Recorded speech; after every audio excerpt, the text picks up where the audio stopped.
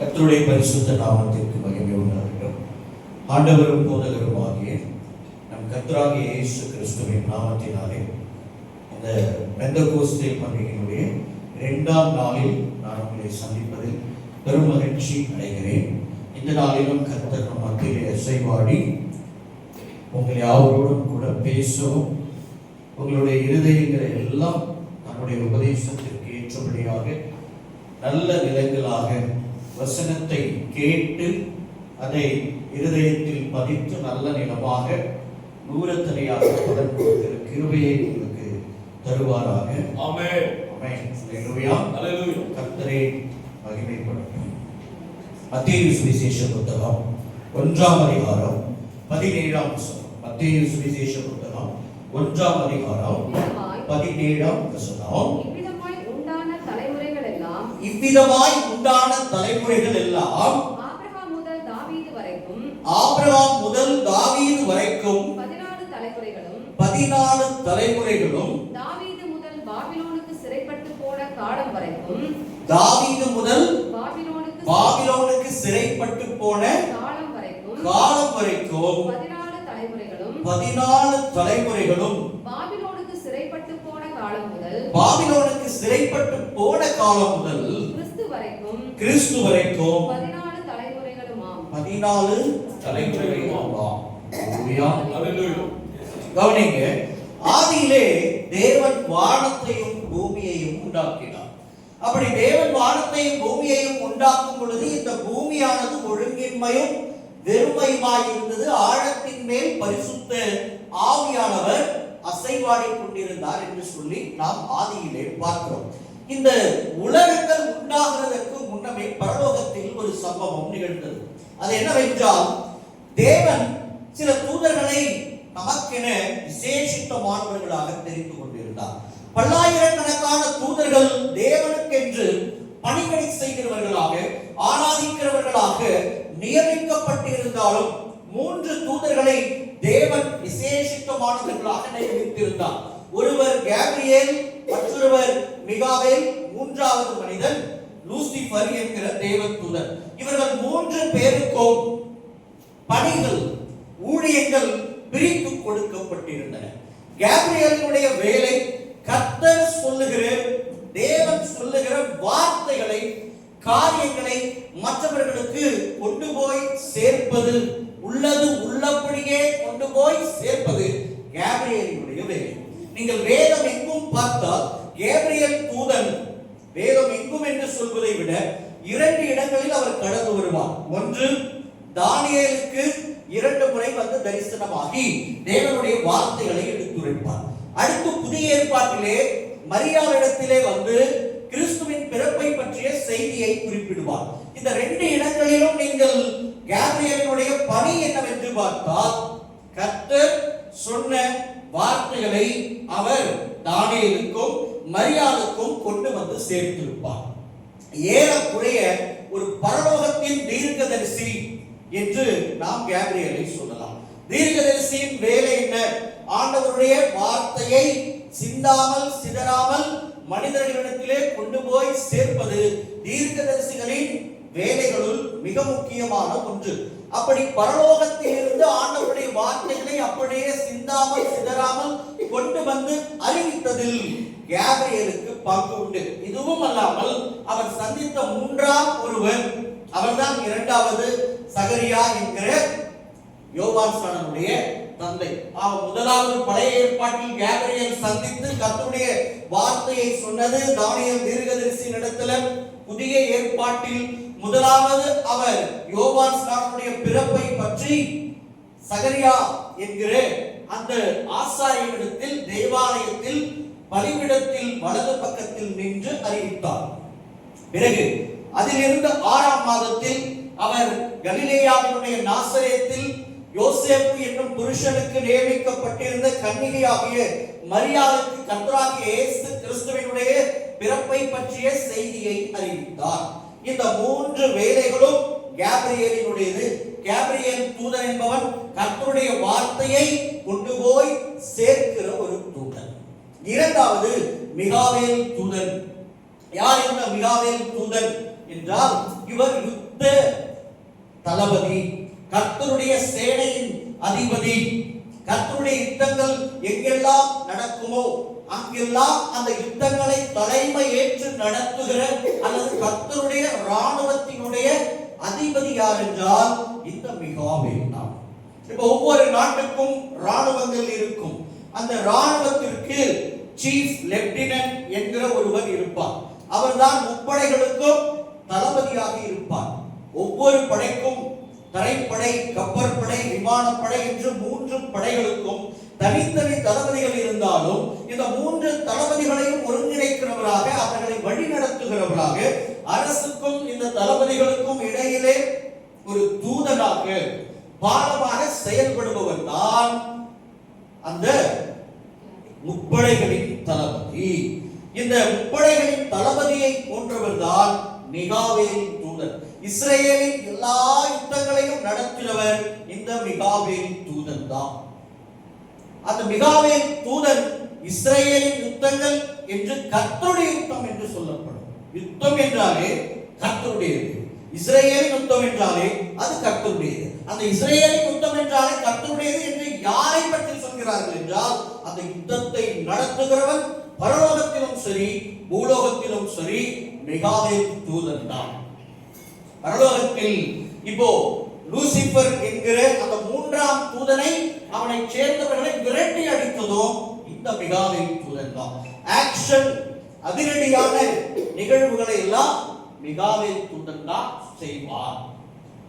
எளிமையான அல்லது மென்மையான அல்லது எளிய மனிதர்களை சந்திக்கிற வேலைகளை கேப்ரியேல் செய்வார். துன்மார்க்கர்களை, அடங்காதவர்களை அடக்குகிற வேலைகளை மிகாவேல் செய்வார். மரியாள் ஒரு நீதிமான், ஒரு மென்மையான பெண். தானியேல் ஒரு நீதிமான், ஒரு தீர்க்கதரிசி, மென்மையான ஒரு மனிதன், தேவ மனிதன். சகரியா ஒரு நீதிமான், ஒரு மென்மையான மனிதன். இவர்களை சந்திப்பதற்கு கேப்ரியேல் போனார்.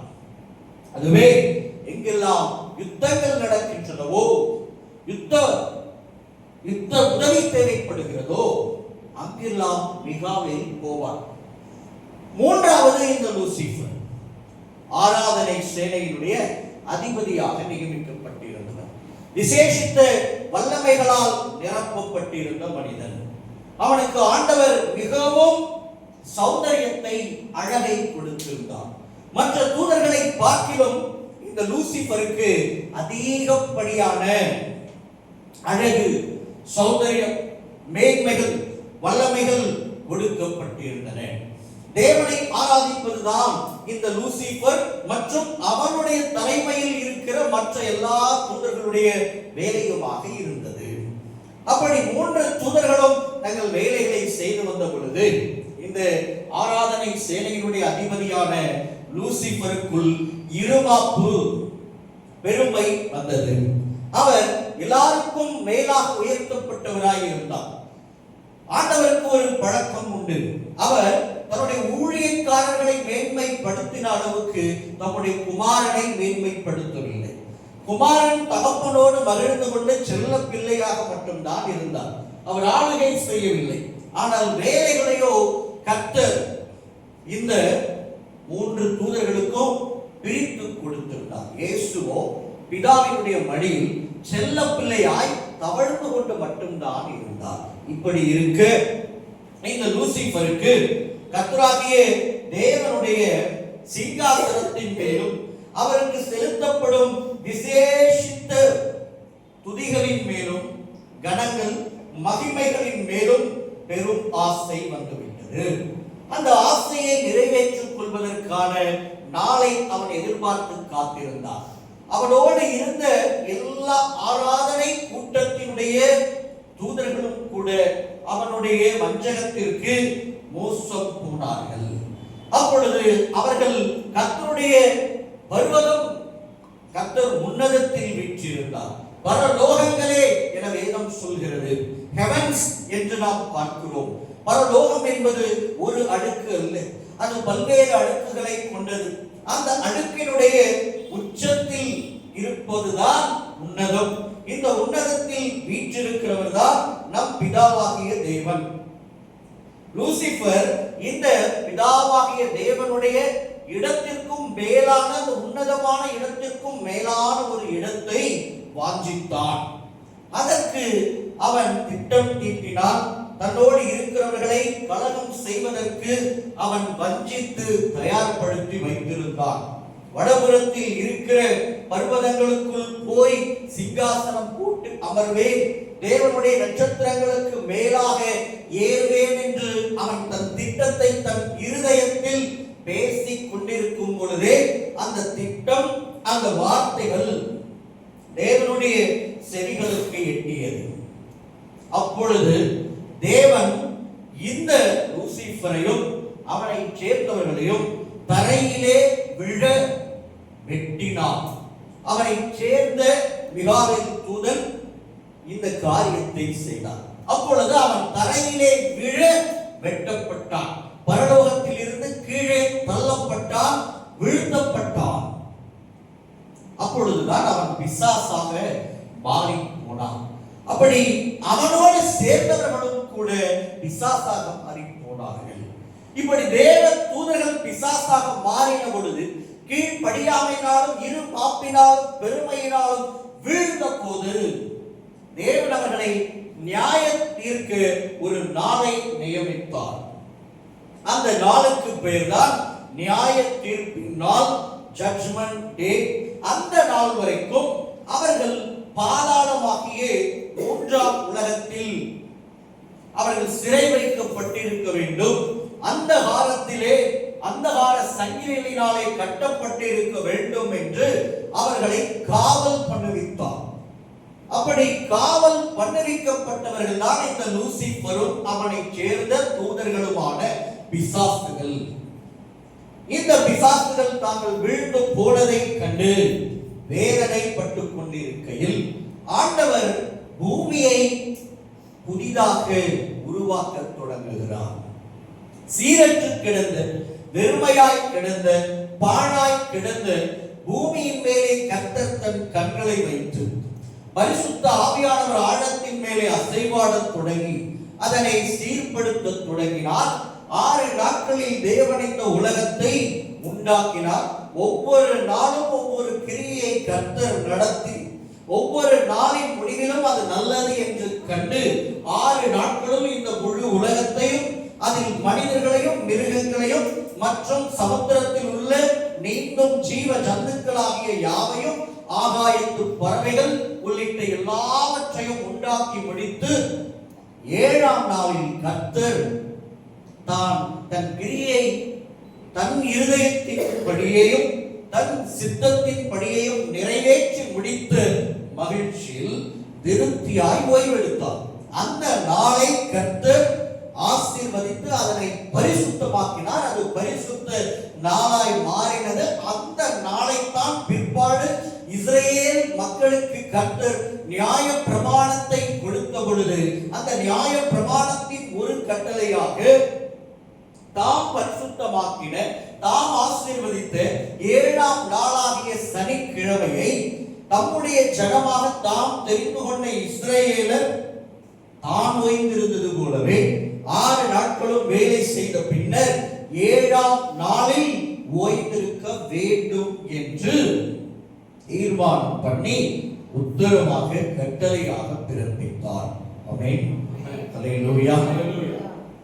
அந்த ஓய்வு நாள் கட்டளை என்பது இஸ்ரவேலருக்கு ஒரு பெரிய கட்டளையாக இருந்தது. அந்த கட்டளைப்படி நடந்தவர்கள் ஆசீர்வதிக்கப்பட்டார்கள். அந்த கட்டளையை பின்பற்றாமல் அதை மீறினவர்கள் கர்த்தரால் தண்டிக்கப்பட்டார்கள். ஓய்வு நாள் கட்டளையை எப்பொழுதெல்லாம் இஸ்ரவேலர் கைவிட்டார்களோ அப்பொழுதெல்லாம் தேவ கோபம் அவர்கள் மேல் மூண்டது. இஸ்ரவேலர் தண்டிக்கப்பட்டதற்கும் கைவிடப்பட்டதற்கும் சிதறடிக்கப்பட்டதற்கும் சிறையிருப்பிற்கு போனதற்கும் பின்னால் இந்த ஓய்வு நாள் கட்டளையை மீறின காரியமும் மிக முக்கியமான ஒன்றாக கருதப்பட்டது. அதனாலதான் நெகேமியா சிறையிருப்பு, பாபிலோனுடைய சிறையிருப்பில் இருந்து யூதர்கள் மறுபடியும் யூதா தேசத்திற்கும் ஜெருசலேமிற்கும் திரும்பி வந்த பின்பு எருசலேமை சேர்ந்த யூதர்கள் மறுபடியும் ஓய்வு நாள் கட்டளையை மீறின பொழுது கடுமையாக எச்சரித்தார். மறுபடியும் மீறின பொழுது அவர் அவர்கள் மேல் கை போட வேண்டி இருக்கும் என்று மிரட்டினார், கையையும் போட்டார். ஏன்? இப்படிப்பட்ட செயல்களை செய்துதான் நம்முடைய பிதாக்கள் விழுந்து போய் பாபிலோனுக்கு சிறைப்பட்டு போனார்கள்.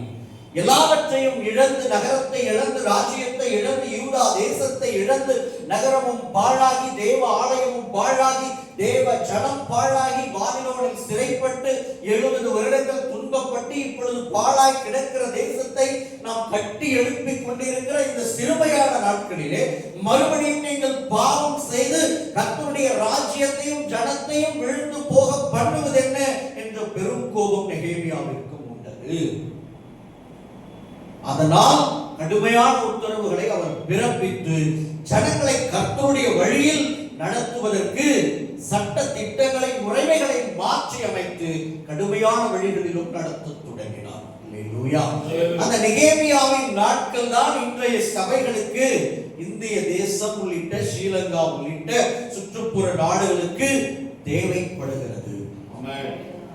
எங்கே சுதந்திரம் அதிகமாக இருக்கிறதோ அங்கேதான் குற்றங்கள் அதிகரிக்கும், கீழ்ப்படியாமைகள் அதிகரிக்கும், மீறல்கள் இருக்கும். எங்கே அளவான சுதந்திரமும் கட்டுப்பாடும் காணப்படுகிறதோ, முறைமைகள் கடுமையாய் பின்பற்றப்படுகிறதோ, அங்கே மக்களின் பாவம் செய்வதிலும், விதிமீறல்களில் இருந்தும், கீழ்ப்படியாமைகளில் இருந்தும், விதிமுறைகளினாலே காப்பாற்றப்படுவார்கள். அள்ளி அள்ளி பிள்ளைகளுக்கும், தேசத்தின் குடிகளுக்கும், சபையுடைய விசுவாசிகளுக்கும் நாம் சுதந்திரத்தை கொடுத்து விட்டு பிற்பாடு அவர்கள் பாவம் செய்து விட்டார்கள், அவர்கள் எனக்கு கீழ்ப்படியவில்லை என்றெல்லாம் நாம் சொல்வோமானால் அதற்கு பாதி பொறுப்பு நம்முடையதாய் இருக்கும். நீங்கள் அளவான சுதந்திரத்தை கொடுக்கும் போது அல்லது சுதந்திரத்தை கொஞ்சம் கொடுத்து அதிக கட்டுப்பாடுகளை விதிக்கும் பொழுதே உங்கள் பிள்ளைகள் அல்லது உங்களுடைய சபையின் மக்கள், எல்லா விசுவாசிகள், தேசத்தின் குடிகள், அலுவலகத்தில் இருக்கிறவர்கள், கல்லூரியில் பள்ளிகளில் படிக்கிறவர்கள் அப்பொழுதே பாதி பாவங்களில் இருந்து காப்பாற்றப்பட்டு விடுகிறார்கள். மீதி பாவத்துக்கு தான் நாம் அவர்களை வழிநடத்தணும், கண்காணிக்கணும். இப்ப நீங்க 50% விதிமீறலை, பாவத்தை, கீழ்ப்படியாமையை உங்கள் சட்ட திட்டங்களிலேயே காப்பாற்றி விட்டீர்கள்.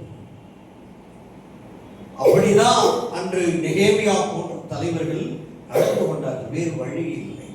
இன்று கிட்டத்தட்ட ஏறக்குறைய இந்த கடைசி நாட்களிலும் கூட தேவனாகிய கர்த்தர் கிறிஸ்தவர்களுக்கு ஏன் சட்ட திட்டங்களில் கெடுபிடிகளை உண்டாக்கினார் என்றால், அன்று பலதார திருமணங்கள் அனுமதிக்கப்பட்டன. இன்று ஆண்டவர் ஒருவேளை மனைவி மரிக்க வேண்டும் அல்லது அவள் வேசித்தன முகாந்திரத்தில் விழ வேண்டும், இல்லை என்றால் இன்னொரு திருமணத்திற்கு அனுமதி கொடாதது பழைய ஏற்பாட்டோடு ஒப்பிடும் பொழுது கெடுபிடியான, கட்டுப்பாடு நிறைந்த சட்டம். அன்று இருந்தது போல இன்று இல்லை. அன்று சகோதரனை கொலை செய்தால்தான் கொலை.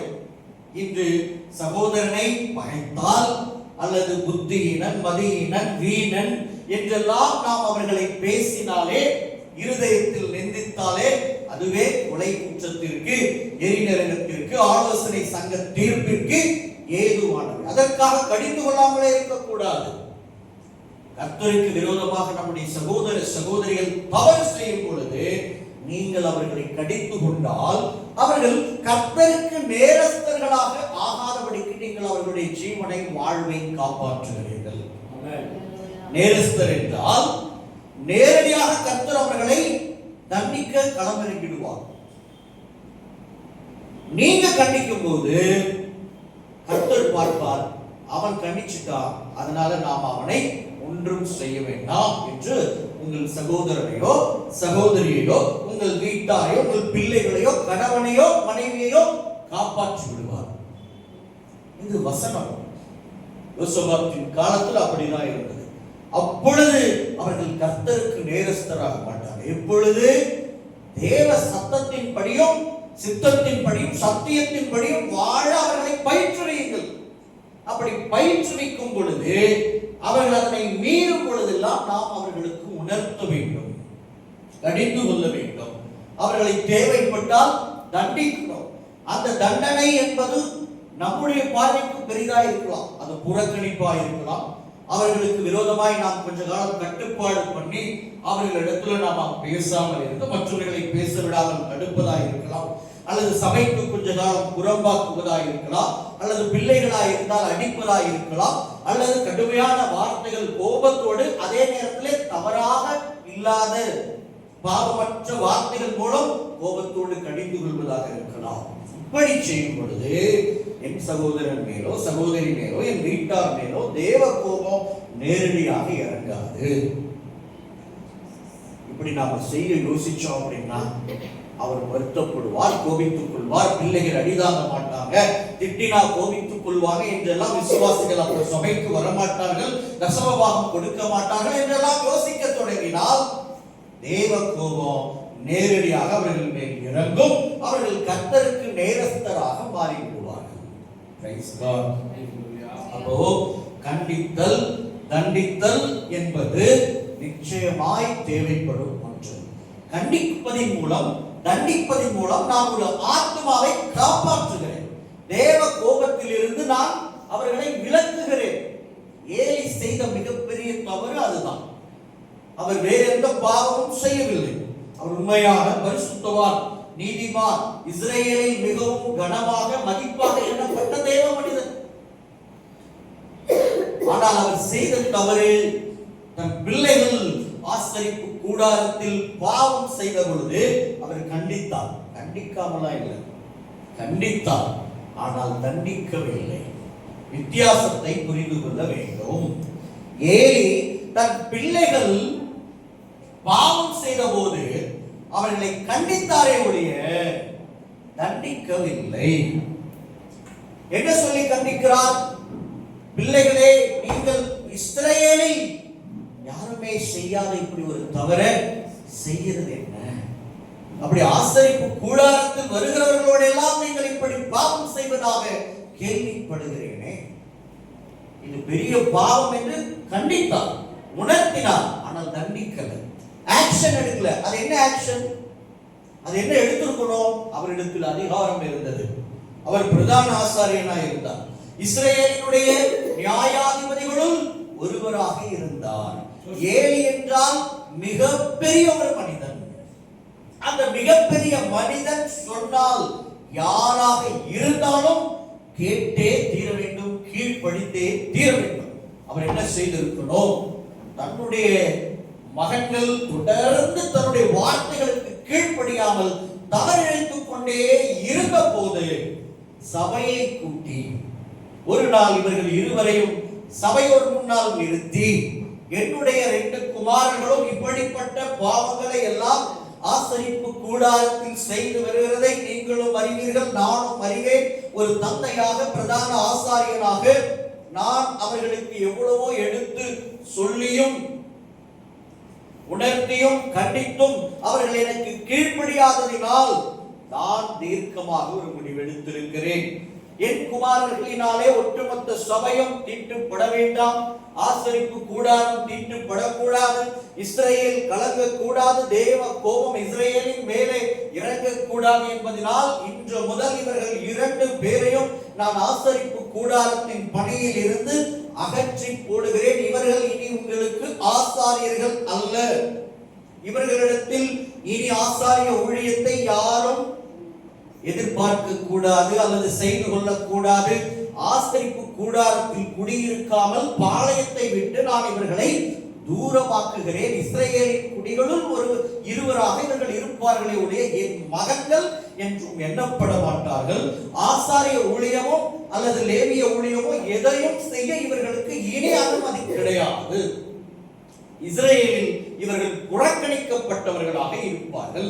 இஸ்ரவேலிலே செய்யக்கூடாத மதியீனத்தை, அவமானத்தை இவர்கள் செய்தபடினால் ஆசரிப்பு கூடாரத்திற்கும் ஆசாரிய ஊழியத்திற்கும் நான் இவர்களை புறம்பாக்குகிறேன் என்று அவர் சபையை கூட்டி ஆணையிட்டிருந்தால், தீர்ப்பு வழங்கியிருந்தால் அவர்களும் காப்பாற்றப்பட்டிருப்பார்கள், ஏலியும் காப்பாற்றப்பட்டு. இதைதான் ஏலி செய்யவில்லை.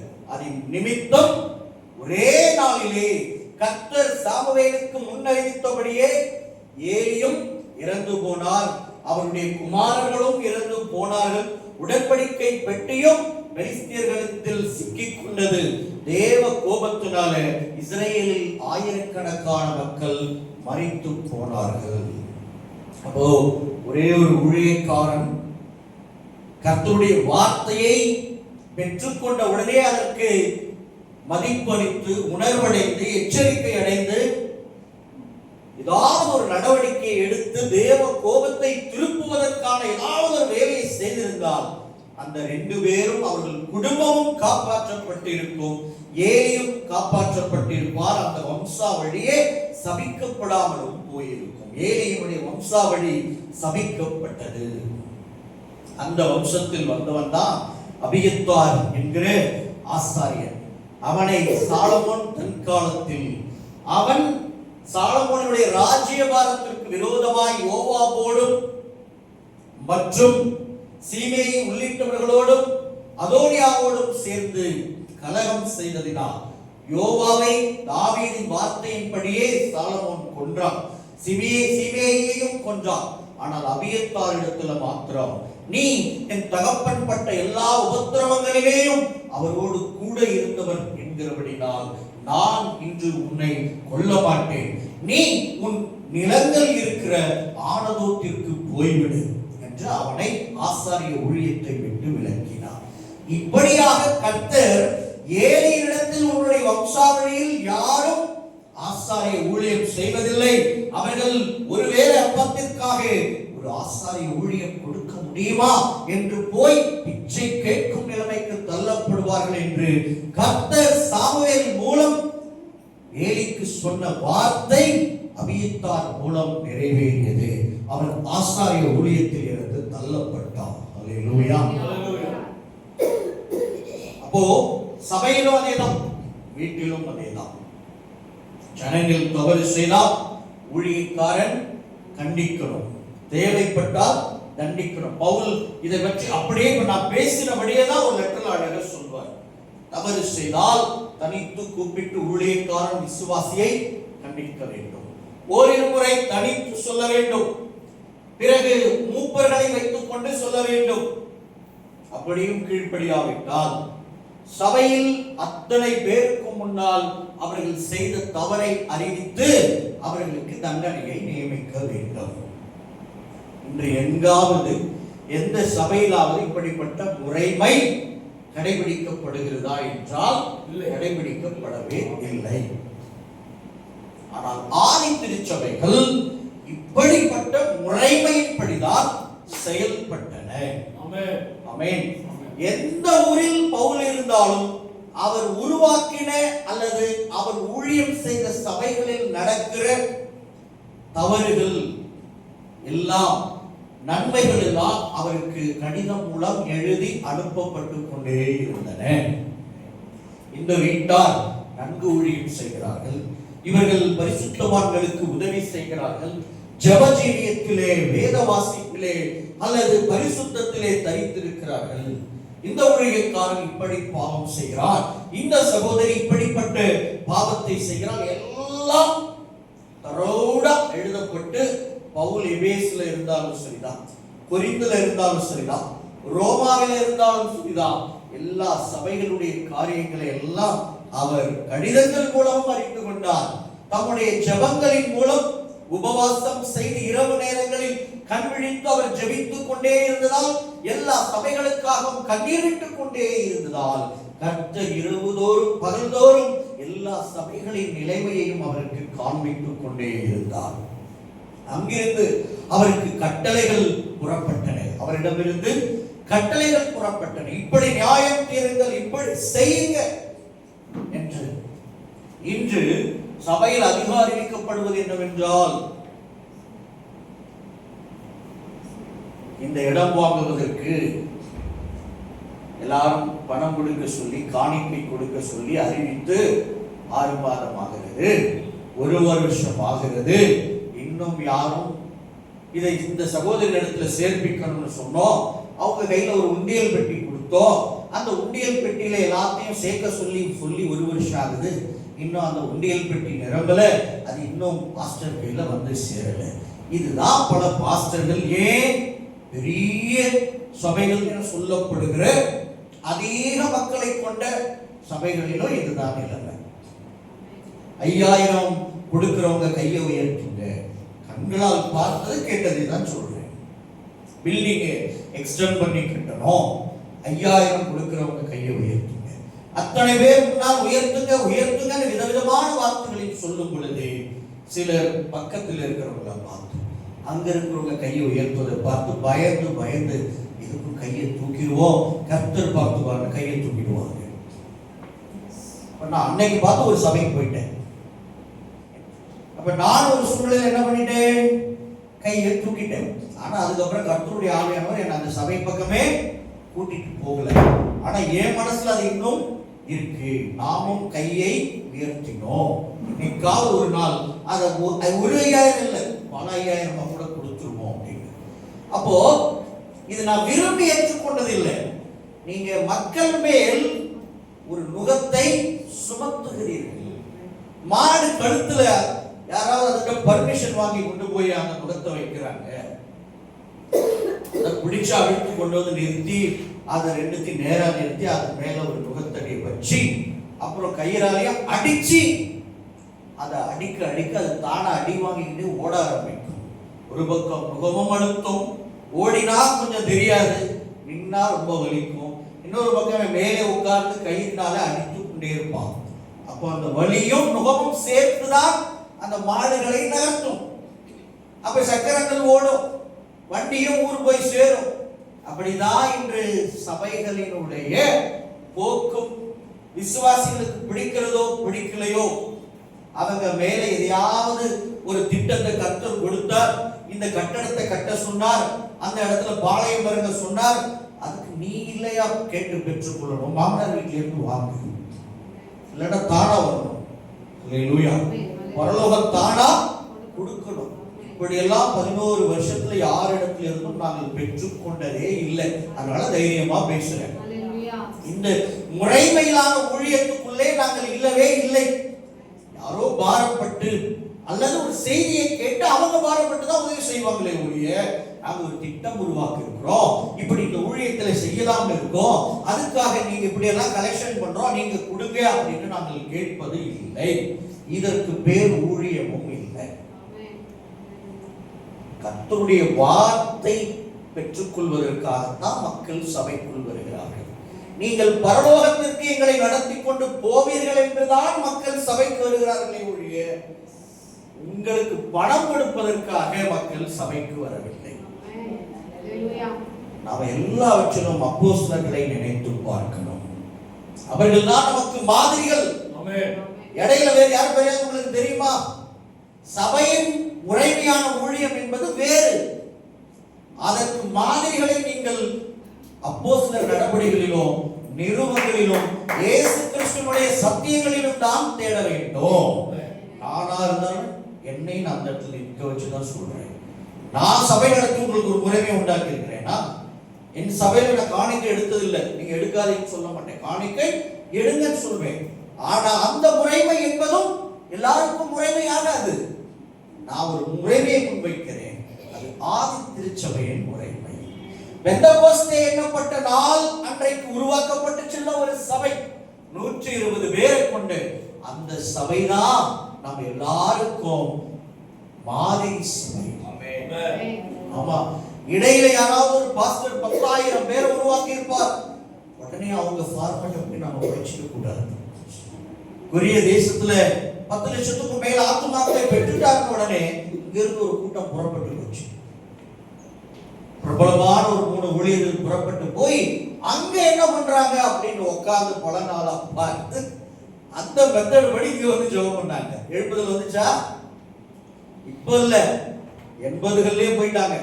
பேர்லாம் நான் சொல்ல விரும்பல, எல்லாரும் உங்களுக்கு சூப்பர் ஸ்டார் போதகர்கள் அவங்க எல்லாம். காலையில எழுந்தாலே அவங்க முகத்துல தான் நீங்க எல்லாம் டிவியில குடிப்பீங்க. எனக்கு யாரும் எதிரி எல்லாம் கிடையாது. இங்க என்ன எழுதியிருக்கோ அதன்படி நான் பேசிட்டு போயிட்டே இருக்கேன். அதே மாதிரி பவுல் தான், அபிஷேகம் அவரோட தான். நீ ஊழியக்காரனா நானும் ஊழியக்காரன். நீ 45 வருஷம் ஊழியம் செய்யறேன்னா நான் 10 வருஷம் தான் ஊழியம், நோ இஷ்யூஸ். ஆனா இது ரொம்ப அழகான ஒரு ஊழியம், கட்டளைகளின்படியான ஊழியம். நான் பெரிய ஆளாகிறதுக்கு வழி என்னைக்கும் தேடினதே கிடையாது. வசனத்தின்படி ஒரு அழகான ஒரு மாதிரி ஊழியத்தை என் ஜனத்தின் முன்னால், இந்த தலைமுறைகளின் முன்னால் வைப்பதற்காக நாங்கள் போராடுகிறோம். அல்லேலூயா. ஆமா, 80களிலே போயிட்டாங்க. சவுத் கொரியாவுக்கு போய் அங்க எழுப்புதல் வந்துருச்சா, அதுக்கு எப்படி எல்லாம் ஜெபிச்சாங்கன்னு அங்க மலையில ஜெபம் பண்ணாங்க. இவங்க உடனே வந்து ஒரு மலையில வாழ்ந்தாங்க. அங்க பனிமலையில ஜெபம் பண்ணியிருந்தா நீங்க உடனே போயிட்டு இமயமலை பனிமலை வாழ்றீங்களா? அங்க உண்மையிலே பனிதான். காலையில் 4 மணிக்கெல்லாம் மக்கள் எழுந்து ஆராதனை போடுவாங்க. அப்படியே ரோட்ல எல்லாம் பனிகள் கிடைக்கும். அப்படி ஒரு குளிர். 4 மணிக்கு சபைகள் எல்லாம் சியோல் நகரத்துல ஆராதனை கூடும். அதுதான் நம்ம ஃபாலோ பண்ணிருக்கோம். எழுப்புதல் எப்படி வந்திருக்கோம்? யாரோ ஒரு ஊழியக்காரர் தனியா ஒரு ஜெபமலையை வாங்கி அங்க போய் ஜெபம் பண்ணதுனால எழுப்புதல் வராது. எழுப்புதல் வரும். இதை ஃபாலோ பண்ணுங்க, வரும். என்னைக்கு எல்லா சபைகளும் 4 மணிக்கோ 5 மணிக்கோ காலை ஆராதனைக்கு கதவுகள் திறக்கப்பட்டு தேவ ஜனையெல்லாம் விலைக்கரையம் செலுத்தி காலை ஆராதனைக்கு ஓடுகிறதோ அப்ப இந்தியாவில் எழுப்புதல் வந்துரும் இல்ல, அதுதான் எழுப்புதல். Praise God. இன்னைக்கும் சவுத் கொரியால அப்படிதான் நடக்குது. நமக்கு ஞாயிற்றுக்கிழமை ஆனாதான் சபை கதவே திறக்குது. இல்லைன்னா உபவாச கூடுகை அன்னைக்கு தான் திறக்கும். மீதி நாள் எல்லாம் அது பாஸ்டர் தங்குற வீடாதான் இருக்கும். இதுக்கு பேர எழுப்புதல் வரவே வராது. நான் சபிச்செல்லாம் சொல்லல. எத்தனை சபை 6 மணிக்கு 5 மணிக்கு திறக்குது. சரி விட்டுடுங்க, வாடகையில நடத்துறவங்க வீட்டுல நடத்துறவங்க நாம ஒண்ணுமே சொல்லல. பெரிய பெரிய சபைகள் வச்சிருக்கிறீங்கல்ல, ஊர்ல உங்களுக்கு எந்த பிரச்சனையும் இல்ல.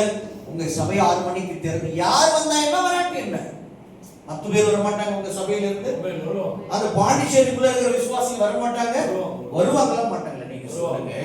பாருங்க, சியோல் நகரத்துல காலையில் எழுந்த உடனே 4 மணிக்கு தேவ பிள்ளைகள் எல்லாம் பைக் எடுத்துக்கிட்டோம், நடந்துக்கிட்டோம், கார்லையும் பரபரப்பா நகரத்தை மாற்றுகிறாங்க. பல லட்சக்கணக்கான மக்களை கொண்ட சபைகள் அந்த நகரத்துல இருக்கு. காலை ஆராதனைக்கு எல்லாரும் கிளம்பி ஓடுனா 4 மணிக்கு நகரம் பரபரப்பாய் மாறிவிடும். நகரத்தை பரபரப்பாய் மாற்றினது யார்? கிறிஸ்தவர்கள். 4 மணிக்கெல்லாம் கிறிஸ்தவன் எழுதுறான்னு ஒட்டுமொத்த நாட்டுக்கு தெரியும்.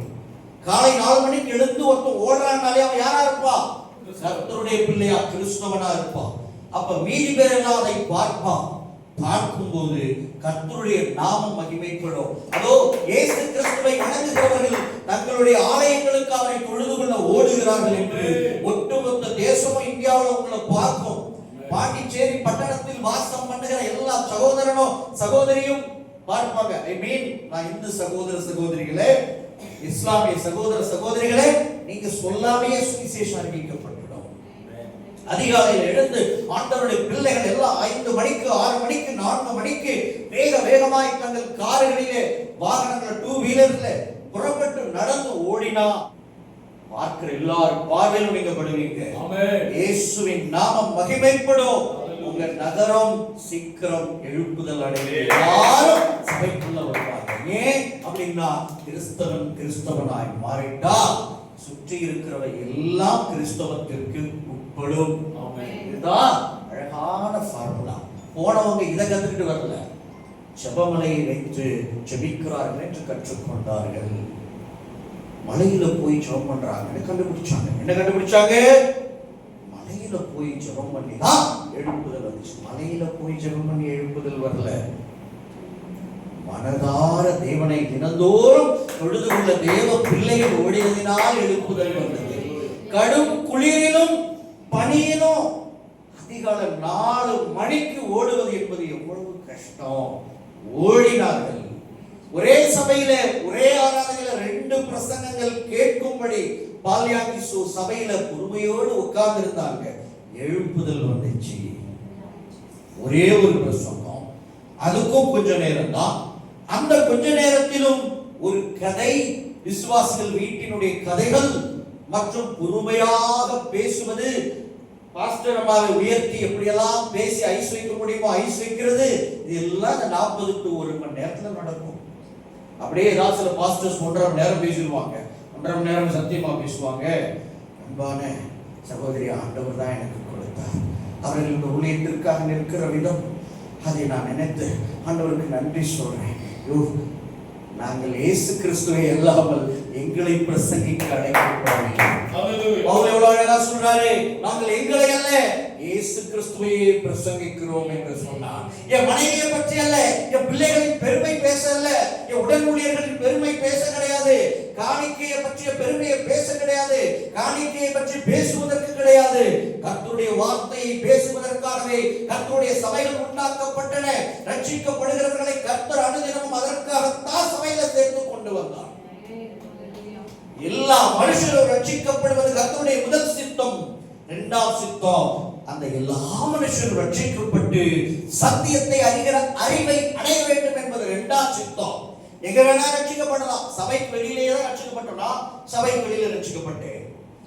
அப்படி எங்க வேணாலும் ரட்சிக்கப்படுகிறவர்களை பிடித்து கொண்டு வந்து சபைக்குள்ள வைத்து அவர்களை சத்தியத்தை அறிகிற அறிவை அவர்களுக்குள்ள செலுத்தி அவர்களை பரிபூர்ணம் அடைய பண்ணி ரகசிய வருகைக்கு அவர்களை ஆயத்தப்படுத்தத்தான் கர்த்தர் சபைகளை ஸ்தாபித்தார். ஆனால் அந்த சபைகள் இன்று இண்டிபெண்டன்ட் பிசினஸ் கூடாரங்களாக, ஸ்தாபன வியாபார கூடங்களாக மாறி போய்விட்டன. தனி மனிதனுடைய ஆசீர்வாதத்திற்காகவும் செழிப்புக்காகவும் சபைகள் பலிகடாக்கப்பட்டன. இன்னைக்கு யார் தெரியுமா காலை பலிகால, யாரு பலி ஆட்டுக்குட்டி? விசுவாசிகள் தான். ஆண்டவரை நம்பி வருகிற எளிய விசுவாச பிள்ளைகளை எடுத்து நம்முடைய செழிப்புக்காக, தனிப்பட்ட வாழ்வுக்காக அதை வெட்டி பலி கொடுத்து அதை ரத்தத்தை சிந்த வச்சு நாம எழுப்புதல் வரணும்னு பேசிட்டு இருக்கோம்.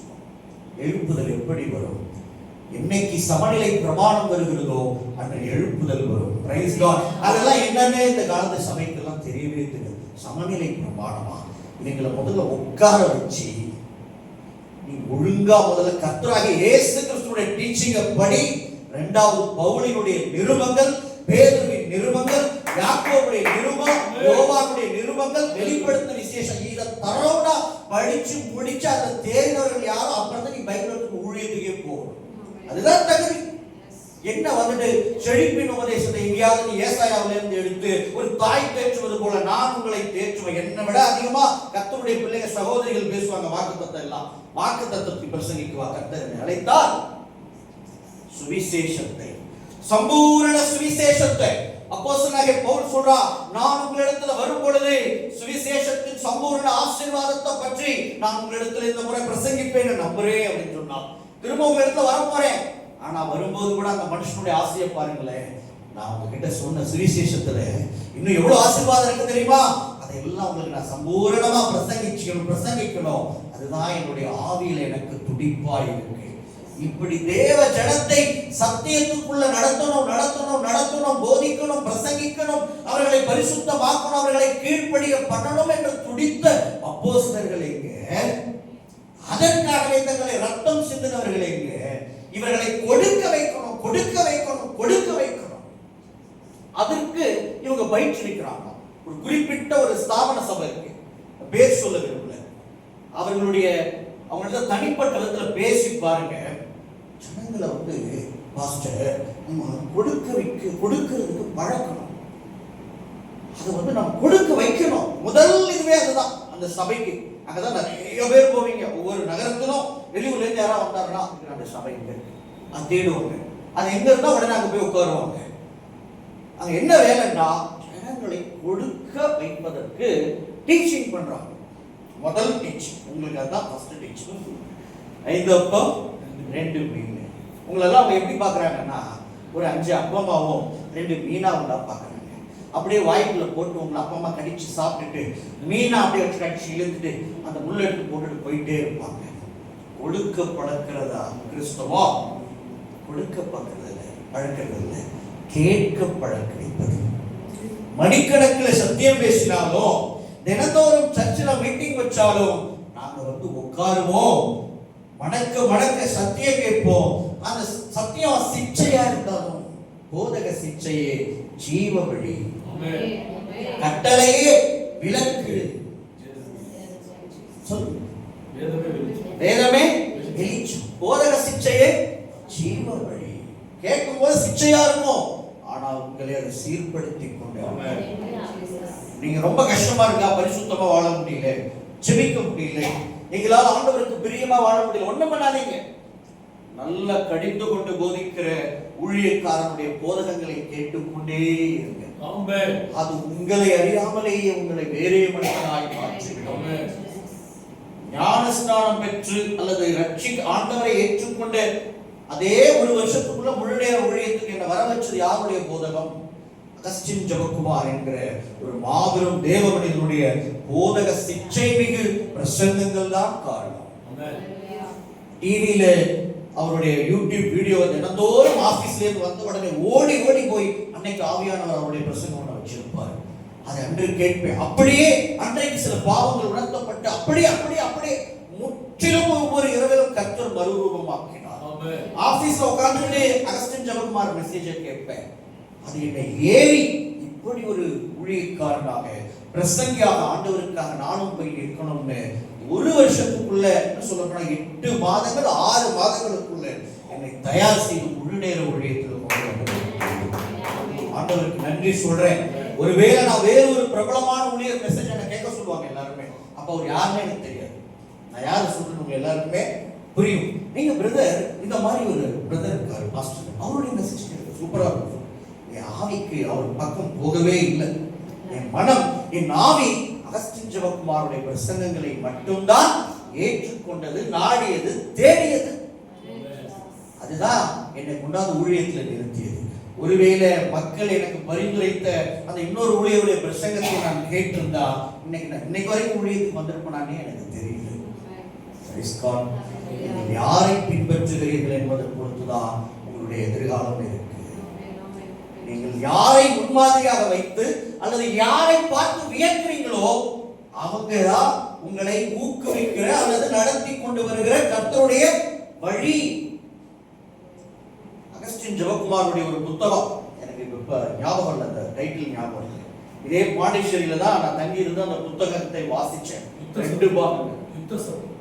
யுத்த சத்தம் இல்லை, இன்னும் ஒரு அவருடைய அனுபவங்கள், ஊழிய அனுபவங்களை பற்றியெல்லாம் எழுதியிருப்பாரு.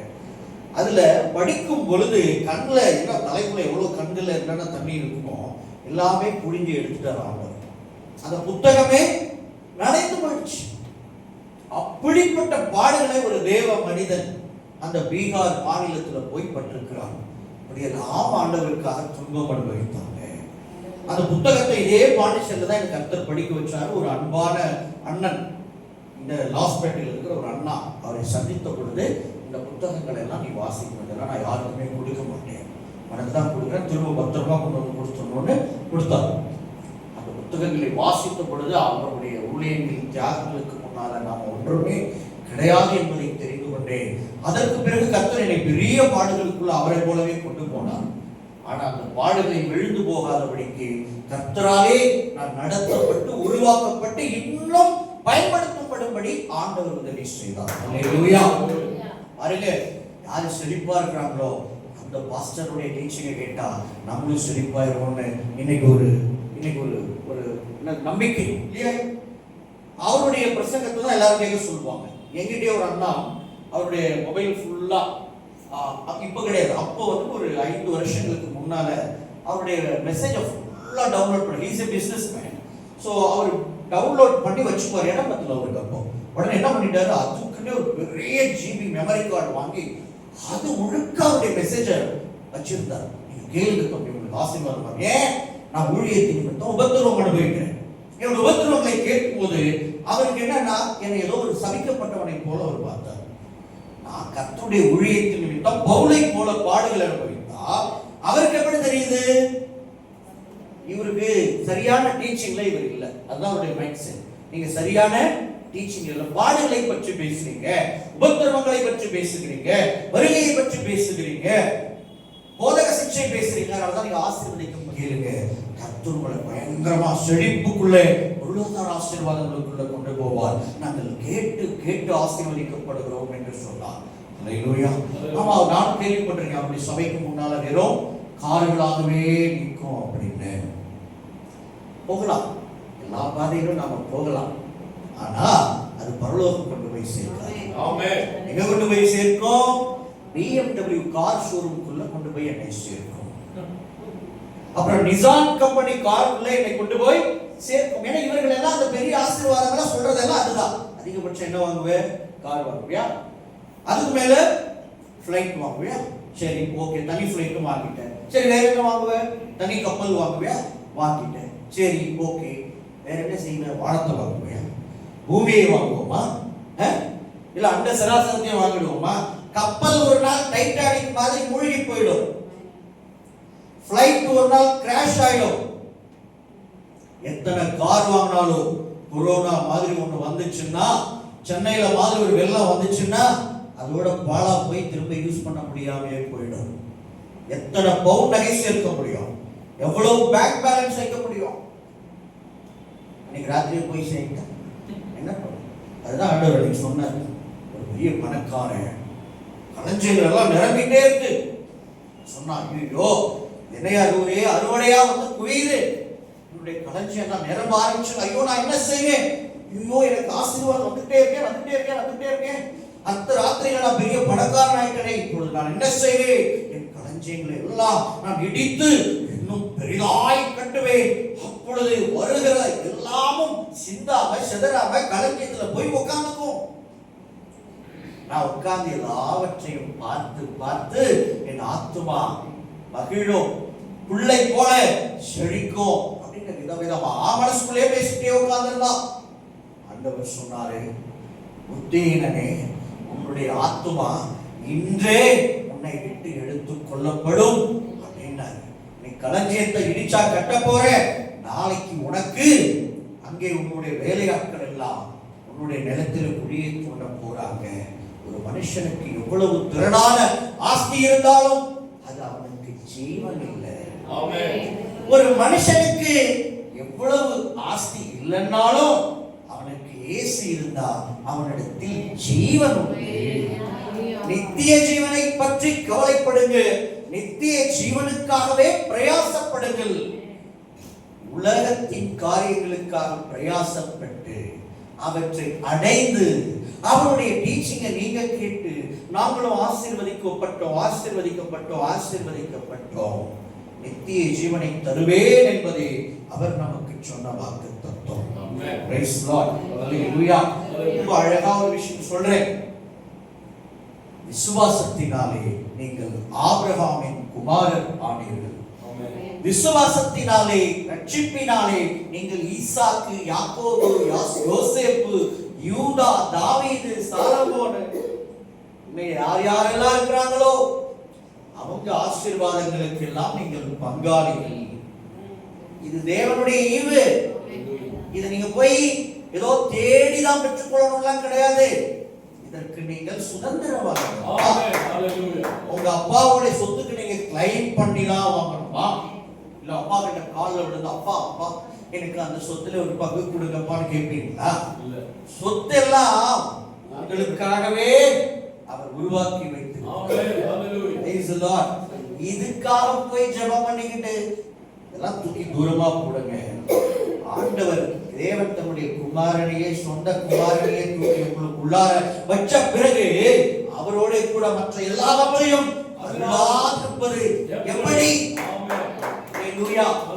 அப்புறம் ஒரு கூட்ட சாபக்கட்டை உடைக்கிற ஊழியர்கள், இயேசு கிறிஸ்து சிலுவையில தொங்கி சாபமான சிலுவை அவர் சுமந்து நம்ம சாபத்தை போக்குறதுக்காக அவர் பாடுபட்டு ஆபிரகாமின் ஆசீர்வாதத்துல பங்கு வாங்கி கொடுத்தா இவங்க நோகாம வந்து சொல்லுவாங்களா, நாங்க உங்க சாபக்கட்டை உடைக்கிறோம். அப்ப நீ போய் சிலுவையில தொங்க வேண்டியது தானே? நீயா தொங்குன? சுவிசேஷத்தினால ரட்சிக்கப்பட்ட கர்த்தருடைய பிள்ளைகளை நீ வஞ்சிக்கிற. எவ்வளவு பெரிய பாவம் அது! எங்கள் மூலமாய் பிரசங்கிக்கப்பட்ட சுவிசேஷத்தை அல்லாமல் வேற சுவிசேஷத்தை வானத்தில் இருந்து இறங்கி வந்த தூதன் பிரசங்கித்தாலும் அவன் சபிக்கப்பட்டவனா இருக்கிறான். அந்த சுவிசேஷம் என்ன? கர்த்தர் பாவங்களை மன்னிச்சுட்டார், அது ஒருபோதும் நினைக்கப்படாது. கர்த்தருடைய சாபங்களை மன்னித்தார். சாபம்னா என்ன? என் பாவங்கள் மூலம் எனக்கு வந்ததும், என் தகப்பன் மூலம் வந்ததும், தாய் மூலம் வந்தது, தாத்தா பாட்டி மூலம் வந்தது, 7 தலைமுறைக்கு முன்னாடி எவனோ செய்து வைத்த பாவம் எல்லாம் எனக்கு வந்தது. அது தொடர்பா இருந்துச்சு. என் மேல அந்த சாபத்தின் காரியங்கள் எல்லாம் வந்து பலித்தது. இதெல்லாம் கர்த்தர் மரத்திலே தூக்கப்பட்ட எவனும் சபிக்கப்பட்டவன் என எழுதியிருக்கிறபடியே கிறிஸ்து நமக்காக சாபமாகி நியாயப்பிரமாணம் பாவ பிரமாணத்தினுடைய அடிமைத்தனங்களில் இருந்து நம்மை நீங்களாக்கி மீட்டுக் கொண்டார். அல்லேலூயா. எப்ப ஞானஸ்நானம் எடுத்தீங்களோ அன்றே அப்பொழுதே உங்கள் பாவங்கள் உங்களை விட்டு அகற்றப்பட்டன, சாபங்கள் உங்களை விட்டு அகற்றப்பட்டன. உங்களுக்கான ஆக்கினைகள் தண்டனைகள் உங்களை விட்டு அகற்றப்பட்டன. பரம்பரை வியாதிகள், பாவத்தின் மூலம் சாபத்தின் மூலம் வந்த எல்லா வியாதிகளும் உங்களை விட்டு அகற்றப்பட்டன. அது எப்பேற்பட்ட வியாதியா இருந்தாலும் சரிதான், அது உங்களை விட்டு அகற்றப்பட்டது. உங்களில் இருந்த ஆக்கினை அகற்றப்பட்டு தேவ சமாதானம், கிறிஸ்துவின் சமாதானம், ஆவியின் சமாதானம் மூன்றும் உங்களுக்கு அருளப்பட்டது. மற்றும் மரித்தால் பாதாளத்துக்கு போகணும், எரிநரகத்துக்கு போகணும், நியாய தீர்ப்பு நாளிலே இரண்டாம் மரணமாகி அக்கினி கடலுக்கு செல்லணும் என்கிற நியாய தீர்ப்பை உங்களை விட்டு கர்த்தர் எடுத்து, மரித்தால் பரதீசு, இயேசு கிறிஸ்து வந்தால் ரகசிய வருகையில இடம், அதற்கு பிறகு 1000 வருட அரசாட்சி, அப்புறம் புதிய வானம் புதிய பூமியில வாழ்க்கைன்னு எல்லாவற்றையும் கிறிஸ்து சிலுவையில பாடுபட்டு நமக்கு உண்டாக்கின ரட்சிப்பை விசுவாசத்தினாலே நாம் சுதந்திரித்துக் கொண்டோம். இதற்கு விரோதமான சத்தியம் என்று ஒன்று இல்லை, இதற்கு விரோதமான போதகம் என்ற ஒன்றும் இல்லவே இல்லை. நான் சாபக்கட்டை உடைக்கலான்னு வந்தான்னா இரு அப்படியே வீட்டுல ஒரு உருட்டுக்கட்டை இருக்கு, அதை எடுத்து மூட்டை உடைக்கிறேன் அப்படின்னு சொல்லணும். இவ்வளவு பெரிய கொடுமையான ஒரு டீச்சிங். யார் சாபத்தை யார் உடைக்கிறது? மனுஷன் சாபத்தை உடைப்பான் என்றால் கர்த்தர் மனிதர்களையே உங்களுக்காக அனுப்பி வச்சிருப்பார். அவன் ஜெபம் பண்ணியே சாபத்தை உடைச்சிருப்பான். இயேசு சிலுவையில் பாடுபட்டது விருதாவாய் இருக்குது. என்ன டீச்சிங், என்ன போடுறாங்க ஊழியக்காரங்க? ஏன் காதால அருகில் இருந்து நான் கேட்டது சொல்றேன். ஊழியக்காரங்களே அதுல வஞ்சிக்கப்பட்டிருக்காங்க. சபைக்கு போனா அங்க அந்த ஊழியக்காரர்கள் சபையில நம்ம பிரசங்கம் பண்றது எல்லாம் சேர்ந்து ஜெபம் பண்ணுவோம். பிதாக்களினுடைய அக்கிரமத்தோ பிள்ளைகளிடத்துல 3ஆம் 4ஆம் தலைமுறை மட்டும் விசாரிக்கிற ஆண்டவர் 7 தடவை மட்டும் விசாரிப்பாரு. எல்லா நம்முடைய சாபம் நம்மளை விட்டு நீங்கணும்னு ஸ்தோத்திரம் பண்ணுவோம், ஜெபம் பண்ணுவோம். எல்லாம் சாபம் நீங்கிறதுக்கு ஞான ஸ்நானம் பெற்ற அபிஷேகம் பெற்ற விசுவாசிக்கு பந்தி ஆராதனையில பங்கெடுக்கிற விசுவாசி எல்லாம் சேர்ந்து ஜெபம் பண்ணுது. யார் முதல்ல ஜெபம் பண்றாரு? ஊழியக்காரர். எத்தனை வருஷம் ஊழியம் செய்யறாரு? என்னை விட சீனியர். அப்புறம் ஒரு நாள் அவரோட வண்டியில போறேன், தன்னை பற்றி தான் செய்த தவறுகளை பற்றி எல்லாம் ஒரு நாள் சொல்லிட்டே வந்து சொல்றாரு. எல்லாம் எங்க அப்பா செய்த பாவம், என் தாத்தா அப்படிதான் இருந்தாராம், அவருடைய சாபம் தான் என்ன எப்படி எல்லாம் ஆக்குது, ஆக்சிடென்ட் ஆகுது. எனக்கு தூக்கி வாரி போட்டுருச்சு. அடிப்படை சுவிசேஷம், கிறிஸ்தவத்தின் அஸ்திவார உபதேசங்களே ஊழியக்காரங்களுக்கு தெரியல, அதையே அவங்க போய் ஜனங்களுக்கும் முடிக்கிறாங்க. அப்புறம் இன்னொரு ஊழியக்காரன் அவரும் இதையே சொன்னார். நான் ஓப்பனாவே சொல்லிட்டேன், சாபங்கள் எல்லாம் நமக்கு கிடையாது. அது சாபம் தொடரும்னா நீ கிறிஸ்துவத்துல இருந்து என்னதான் பிரயோஜனம்? சாபத்தோடே கிறிஸ்துவோட வாழ்ற கிறிஸ்துக்காக மேன்மையை பாராட்டக்கூடாது. அப்புறம் அவர் எனக்கு என்னதான் செஞ்சாரு? ஒண்ணுமே செய்யணும்னு அர்த்தம். அவருக்காக நான் ஏன் போய் ஏசப்பா நான் அவருக்காக அடி வாங்குவேன், ரத்த சாட்சியம் பறிப்பேன், நீ ஒன்றும் பறிக்கவே வேணாம். அவர் ஒரு சாபத்தை நீக்கல, ஒரு பாவத்தை நீக்கல, அப்புறம் என்னத்துக்கு ரத்த சாட்சியம் எல்லாம் பறிக்கணும்? இதெல்லாம் நீக்கிறதுனாலதான் அவருக்காக நம்ம மேன்மை பாராட்டணும். புரிஞ்சுக்கணும். கடைசி நாட்கள் விதவிதமா உருட்டுவாங்க. இவங்க உருட்டுல பரலோகமே பல நேரத்தில் என்ன ஆயிடும்? ஆடி போயிடும். அப்படி வந்துட்டு அன்னைக்கு அவன் உருட்டுல அந்த சமஸ்தானமே ஆடி போச்சுங்கிற மாதிரி கர்த்தருடைய சன்னிதானத்தையே ஒன்று ஆட வச்சிடறாங்க. உட்கார்ந்து ஒழுங்கா பைபிளை படிக்காம, நீயும் ஒழுங்கா படிக்காம, ஒழுங்கா படிக்கிறவங்களையும் பாஸ்டர்ங்கிற பேர்ல நான் பேசுறது சத்தியம் நீ கேளுன்னு அவங்களையும் பாழாக்கி உன்னையும் பாழாக்கி கொண்டு அதிக ஆக்கினை வரும் என்று அறிந்து போதகன் என்றால் இஸ்ராவை போல தேறின வேத பாரகனாக இருக்கணும். ஜனங்களுக்கு போதிக்கிற, அவர்கள் மனதை பக்குவப்படுத்துகிற, கட்டளைகளை கைக்குள்ள பிராக்டிக்கலா வழி சொல்லி கொடுக்கணும். என்கிட்டலாம் நீங்க எத்தனை பேர் கால் பண்ணி பேசுவாங்க, எப்பேற்பட்ட பிரச்சனையா அவங்க என்கிட்ட முன்வைத்தாலும் அந்த சிக்கலுக்கு அழகாய் வசனத்தின்படி என்னால் ஆலோசனை சொல்லி சொல்லி இப்படி நீங்க நடந்து கொள்ள உங்களுக்கு வாய்ப்பு இருக்குன்னு என்னால சொல்ல முடியும். அல்லேலூயா. ரெண்டும் தெரியணும். சும்மா டீச் பண்ணிட்டே போக கூடாது. கேட்டதை மக்கள் எப்படி கடைபிடிக்கணும். ஒருத்தர் போலீஸா இருப்பார், அவருடைய அட்மாஸ்பியர் வாழ்க்கை வேற. ஒருத்தர் டீச்சரா இருப்பார், அவருடைய வாழ்க்கை வேற. ஒருத்தர் விவசாயியா இருப்பார், அவருடைய வாழ்க்கை வேற.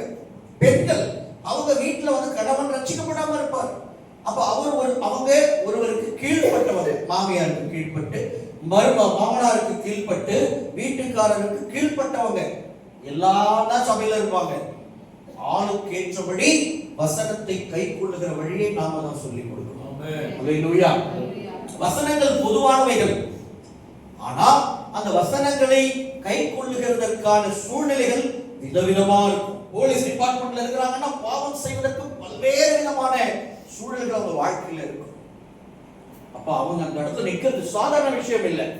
அவர்களுக்கு ஏற்றபடி நாம் அவர்களுக்கு ஆலோசனை சொல்லி, புத்தி சொல்லி, அவர்களை அழகாய் சத்தியத்திலே நடத்த வேண்டும். விவசாயிகளை ஒரு வழியில நடத்தணும். பெண்களை வேறு விதமான ஆலோசனைகள்ல நடத்தணும். எல்லாருக்கும் ஒரே ஆண்டுல பிரசங்கம் பண்ணிட்டு போயிடக்கூடாது. பிரசங்கம் பண்றது மட்டும் மேய்ப்பனுடைய வேலை இல்லை. பிரசங்கத்தை கேட்ட ஆடுகளை சரியான பாதையிலே நெருக்கி, இடது பக்கம் வலது பக்கம் நெருக்கி அழகாய் நடத்தி கொண்டு தொழுவத்தில் விட வேண்டும். இயேசுவாகிய பிரதான மேய்ப்பன் வருவார். ரகசிய வருகையில அன்னைக்கு வாசலை திறந்து விடணும். அப்பா, உங்க ஆடுகளை நாங்கள் நன்றாய் மேய்த்து பாதுகாப்பாய் வைத்திருந்தோம், இதோ அழைத்து கொண்டு போங்க, என்னையும் நினைத்தவர்களும் புறப்பட்டு போகணும். இதுதான் முடியும். Price God. ஹல்லேலூயா. கிறிஸ்டியானிட்டி என்பது உலகத்தில் மற்றவர்களுக்கு கிடைக்காத வெகுமதி. அது எனக்கு கிடைச்சிருக்கு. அந்த வெகுமதியை நான் பத்திரமாய் பார்த்துக் கொள்வேன். அதை என் இருதயத்தில் பத்திரமாய் காத்து ஏற்ற விதத்திலே நான் பலன் தந்து கர்த்தருக்கு செவ்வையான ஒரு சீஷனாக வாழ்ந்து அவருடைய வருகையிலே நான் கடந்து போவேன். இப்படி வாழ்வதுதான் கிறிஸ்டியானிட்டி. ஆமென். ஹல்லேலூயா. சில வசனங்களை நாம வாசிக்கலாம்.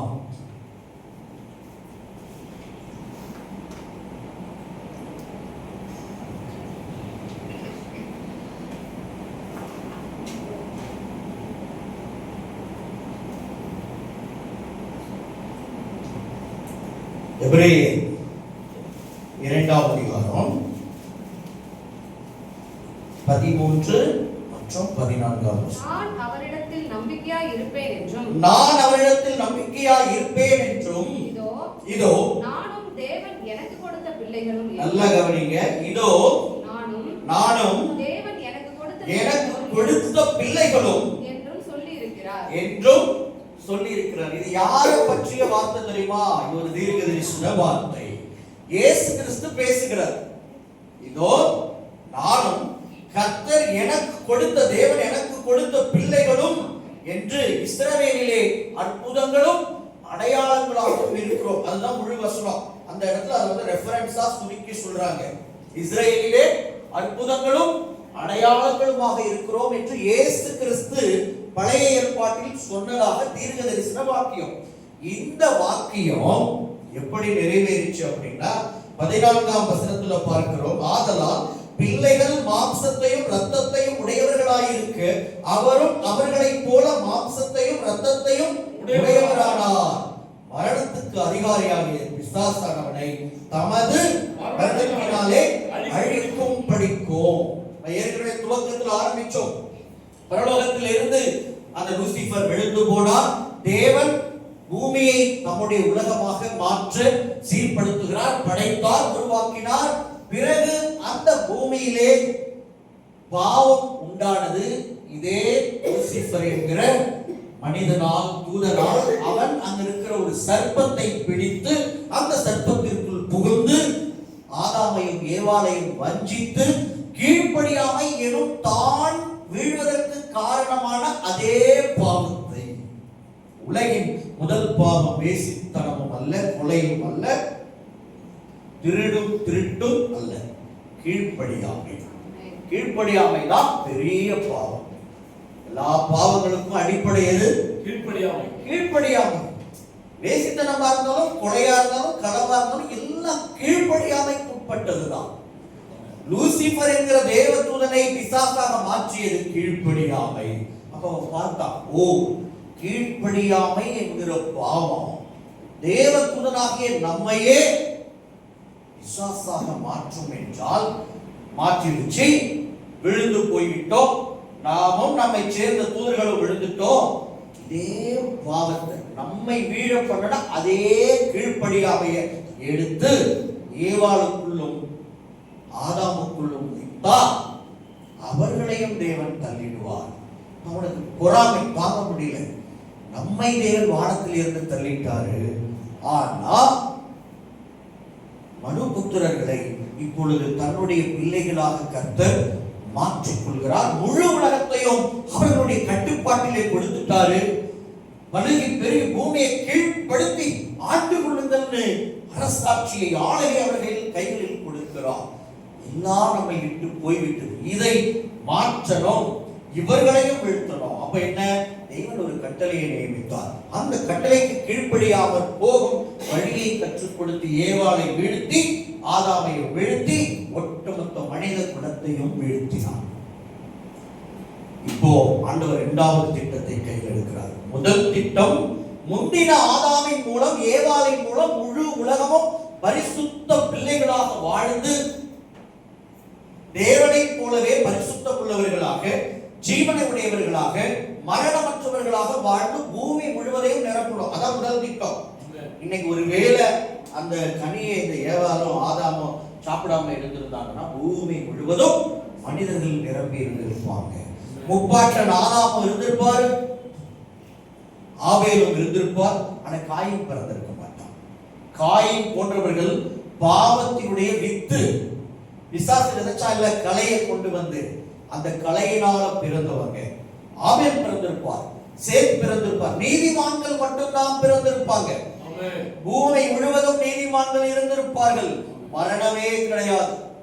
எல்லாரும் பிறந்து கொண்டே இருந்திருப்பார்கள், வாழ்ந்து கொண்டே இருந்திருப்பார்கள்.